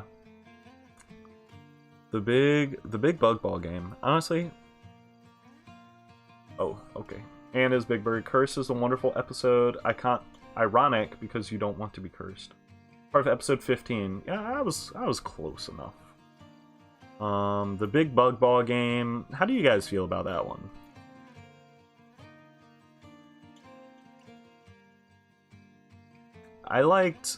This felt like the end game of development for Anne for me, like with her learning to be part of the team with everyone, and then because it is like towards the end of the season, so it felt like the final like big development for her to me, even though it's not. I guess that comes in Reunion, but when she sticks up to Sasha, but the development was nice. But I'm just not big on the sports ball episodes that much. B or C. Yeah. Oh yeah, Chuck. It was nice to see Chuck in there, I guess. I mean, the easy comparison is Wing It Like Witches. I think that's a much better sports episode. Much different goals, obviously, but I was just kind of unimpressed. I think I'd put it in C.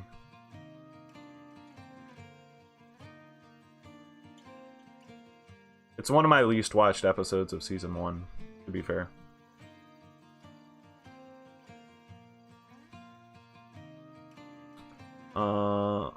Combat Camp. How do we feel about Combat Camp? Basically, have you watched The Princess Bride?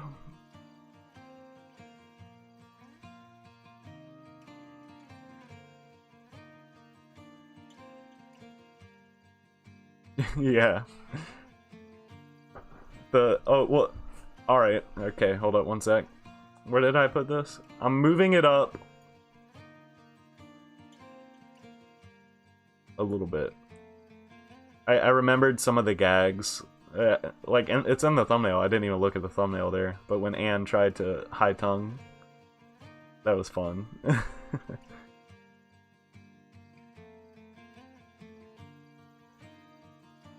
Yeah, that is a continuity. What's up with the blue sword? It was even in the intro, man. What the hell? But, the episode's really fun. The train heist onward is really good. I love in my reaction video to it, I'm like, what is up with this dude in trains? Because he just mentions trains all the time. He's like, and then he explains the plan. And I love how Anne is just so down with him that she ignores the very clear signs that it's it's no good.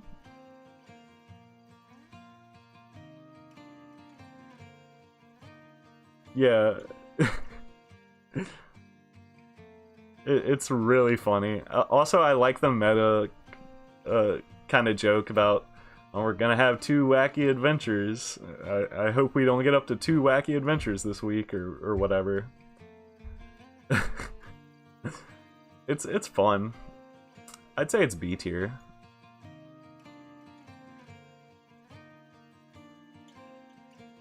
Well, my phone just vibrated really hard for some reason. Honestly, I think I rated dating season too high. It's just a question of where in B. B tier is so loaded because I'm a coward and don't want to rate things poorly.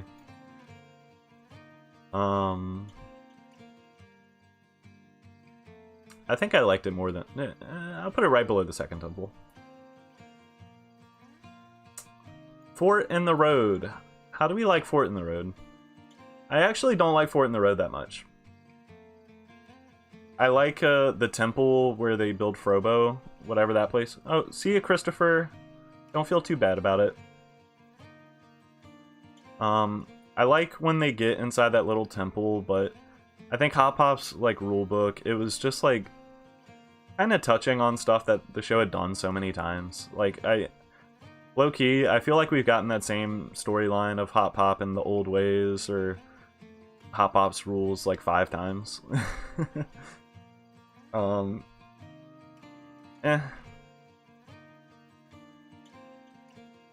It wasn't super hot on me, except for, you know, I think that in the factory was super cool. And Hop Pop going down the assembly line, I think, was really fun. Yeah, meta jokes are always nice. Yeah. I think the first half of the episode wasn't great, but it got better. What the heck?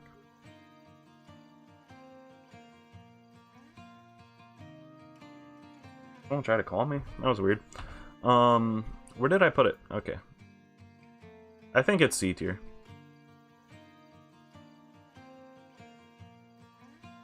I put it right there. That feels fair enough to me. A Caravan Named Desire. I didn't really care for Sprig's subplot in this episode. I liked Anne trying to build her puzzle. I think that was really funny. There was something that I really liked about this episode. I can't remember. I think I even mentioned it earlier.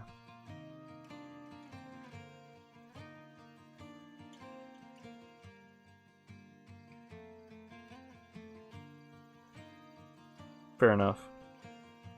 Okay, you know what? I think I am too harsh on this. I'll put it at top of C. Fair enough. Fair enough.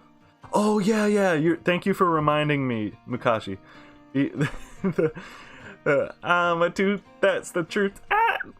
And then instant fire. That elevates this episode a lot. This episode is fine. It's low C, but the and moments in this episode are really good. I'd put it under Wally and Ann. The tooth scene is S tier though. Yeah, Susan Egan, she was the 4 out of 5 dentists agree. I was traumatized. Susan Egan, I guess she voiced the leader of the acting troupe. I did like her in that. Swamp and Sensibility. I'm gonna be honest, I didn't really like this episode that much.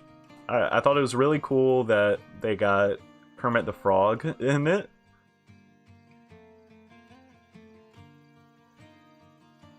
The Kermit the Frog cameo was super awesome, which I didn't even realize at first. I thought it was just like a reference to him with an impersonator, and then I found out that it was actually the voice actor. I was like, holy crap, that's really cool.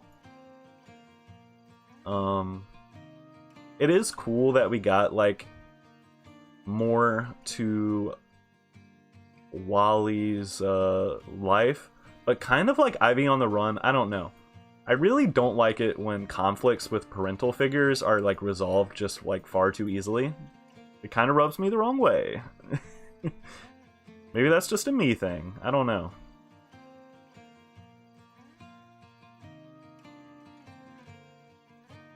I think it's better than Ivy on the Run though. It might be like bottom of C for me. I'll bump it up a little bit because I like that it explains why Wally had Boom Shrooms in Reunion. Oh yeah, a bit with the peacocks at the very end of the episode was really funny. Hopluck.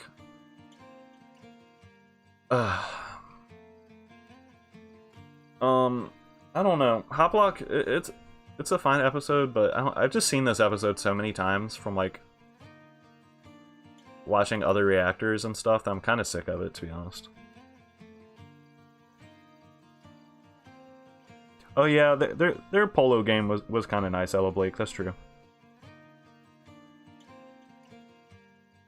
Cartoon Lover. They brought it up in not Return to Wartwood, whatever the episode after that was. We haven't ranked it yet.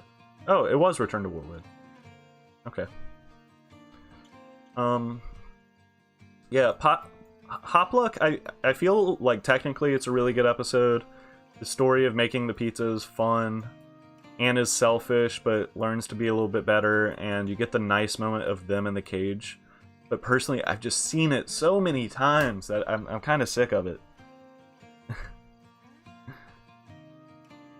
But it's not the episode's fault, it's my fault, because, like, the first few episodes I've seen so many times from, like, watching other people's reaction channels. I think it's good. I think it's at least B. I think it's better than Anne vs. Beast.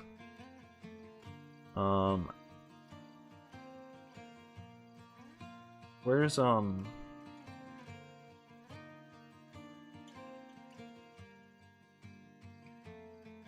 not Anne versus Beast, Anne or Beast.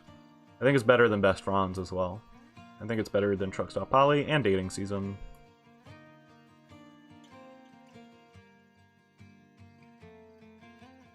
Yeah, Hopluck, it's good. It is a little generic. It was easy to tell the twist. A lot of Season 1 episodes are kind of predictable. Return to Wartwood, I thought it was really good. It was way better than Night Drivers. I know that off the bat, so where'd I put Night Drivers? It might be A, to be honest. The Chickalisk is really funny. I love the Chickalisk. It felt like a video game boss fight. It was super cool to see. And the subtitles were hilarious.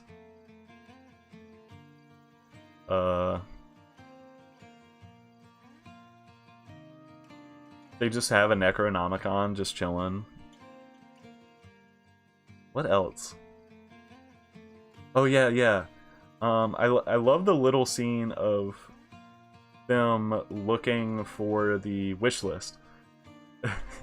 Polly frantically hopping around like throwing things, trying to find the hollowed out like plank in the fwagon.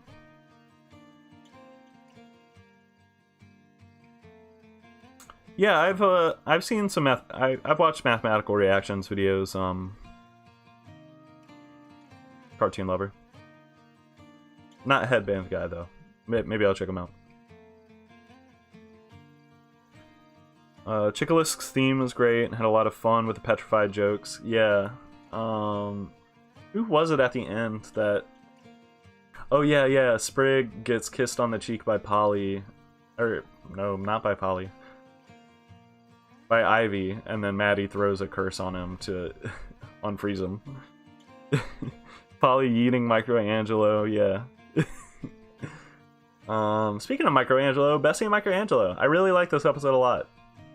I think a lot of people didn't like it because of its placement, but I thought it was really good placement because it kind of reminded you of the roots of the show and what the show's all about. Oh my god, Anne's monologue about like being happy with who she sees in the mirror. Her eyes are... It's just the cutest thing ever. I love it. And I like the Bessie and Michelangelo moments in themselves, too. And all the... Wait. Remember when I said Anne getting a fit is the most important thing? That's it. S tier. The most fits per capita. Or per second? Fits per second? FPS? No, but really, I think this would be like a top of B tier. I'm not mad at you, Polly, but Hop Pop, how could you? For sure. Return to Wartwood is so fun. Yes, the reflection scene in Frobo's chest. Also, yeah, oh my god. They were so mean to Anne with those makeovers. Holy crap.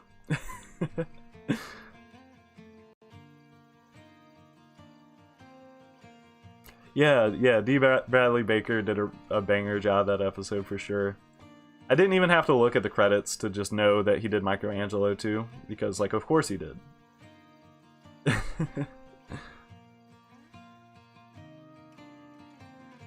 Of course he did.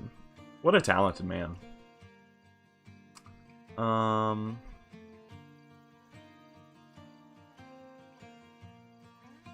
How do we feel about the domino effect? Oh my gosh.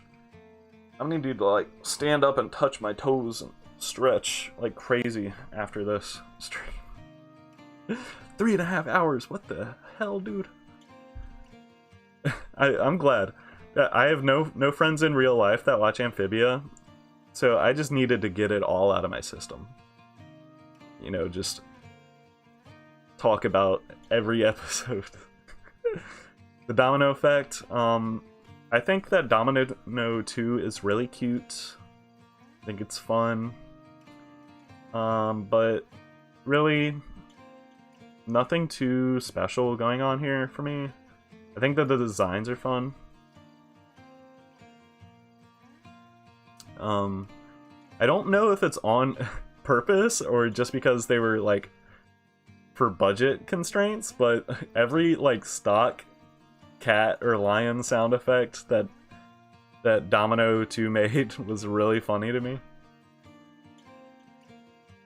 Oh yeah, how could I forget the Charlie Big Bottom? That bit was really good too. And yeah, there's lots of fun cat jokes. Also, maybe relevant for season 3. Yes, I can't wait to get Domino in season 2 or season 3.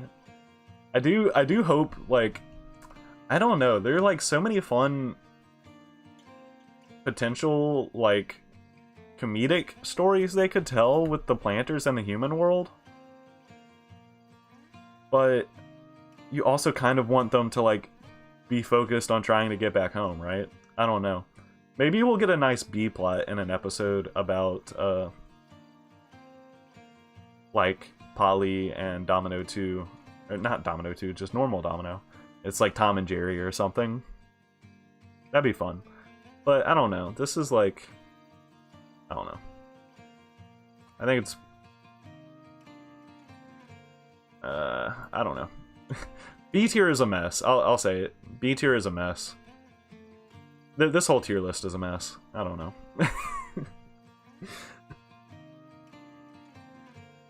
I'm really happy with my lot of S's tier and my S tier and my D and F tier, and everything in between is a mess. Oh yeah, that was a really cute moment, Dragon Dawdles. Taking charge.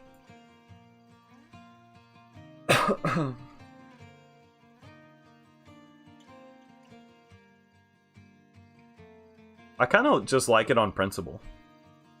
I like that they gave a lore reason that Anne's phone is still charged and never ran out of battery.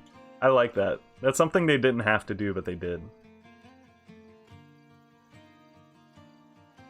Did they do that in the Owl House? Did they explain how Luz charges her phone? I don't think so. Like, it's not something that you need to do, but it's just cool that they went the extra mile. I don't hate Children of the Spore. Promiel. Or Promile.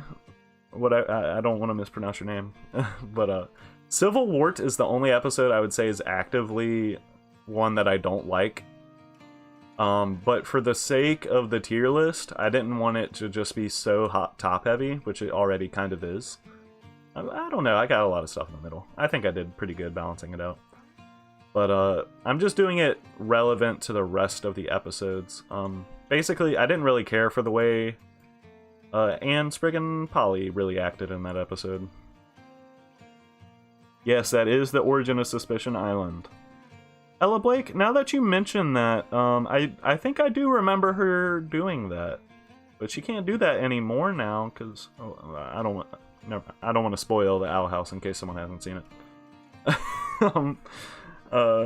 Yeah, the origin of Suspicion Island. I think the episode's fine. Suspicion Island's fine. It's B.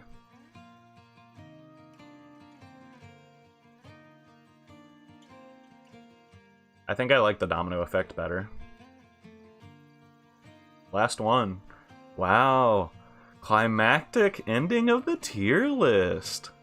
With Am Theft Auto, the penultimate episode of of Amphibia. I almost said True Colors because I know that's the truth. And I know everyone that's been here since the beginning could not wait to see Am Theft Auto ranked. We've all been waiting for this. The most important episode in the series. Am Theft Auto is fun.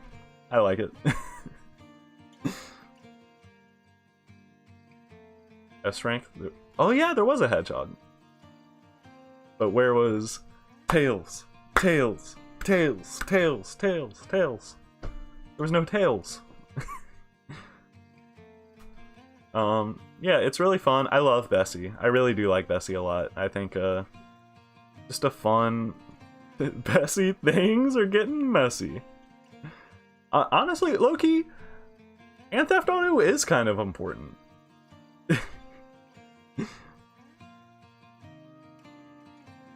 Yeah, it is a really big important... I think that Anne finally breaking down and reading the book is really relevant.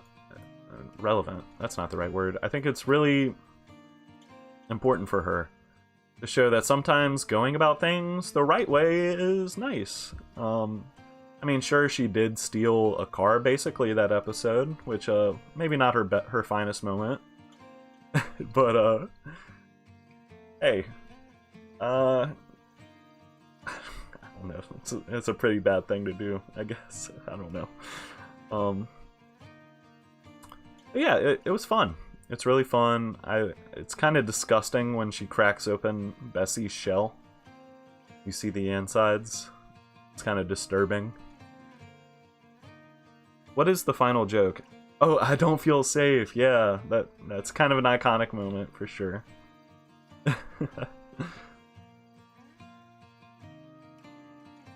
I don't know where to put it.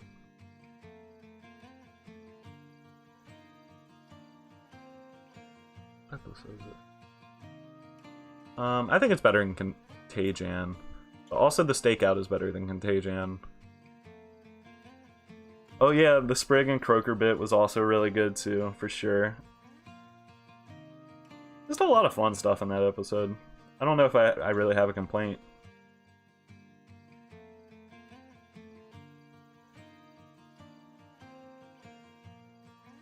Well, that's the tier list, y'all. That was fun. I really enjoyed that. 3.5 hours. Holy crap. Are we ending? Yeah, we're ending, Rock Wizard. This was a lot of fun, though. I do want to stream more. Oh, you just got back from a shower. I'm gonna keep the VOD up. So even if you just want to check like the final tier list, you can just do that. I do want to stream more. I think I've said this every time I stream, that I want to stream more. I think I definitely want to do at least a stream dedicated to a show every time I finish the show. But I don't know. Amphibia had like a lot of viewers. I don't know if I'd even be able to get a lot of people to come to the Infinity Train one. Yeah, thank you, Dragon Dawdles. I think you've been here since the beginning.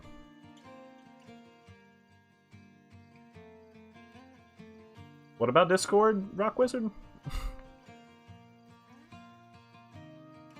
Oh, yeah, I'll add you on Discord. I gotta figure out how to do that.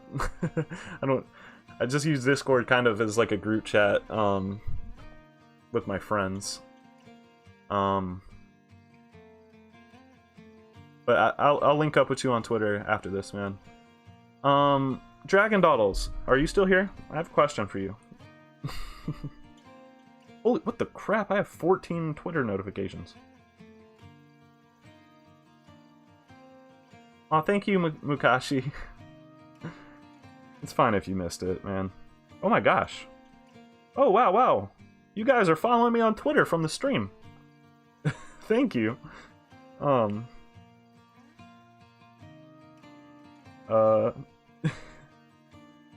That's very, very kind of you all. I think Dragon Dawdle left. I wanted to ask them something. But, thank you guys for the Twitter follows. Very kind. Oh, are you this person on Twitter? I'm curious. You both have dragon in the name, so I was just curious. I gotta follow down, scroll down. Are you, if I can find it. Oh, you are at Dragon Dawdles. Okay, I was just wondering, because I see you on my timeline a lot, and I was wondering. Okay,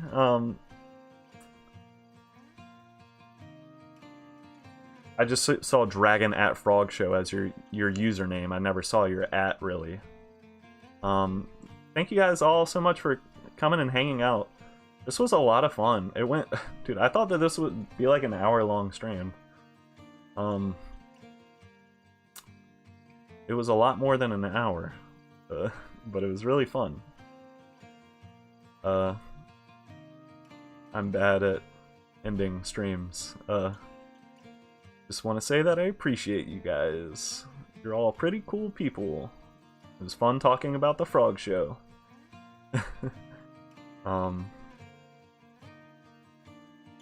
Peace. Awkward ending. Oh no.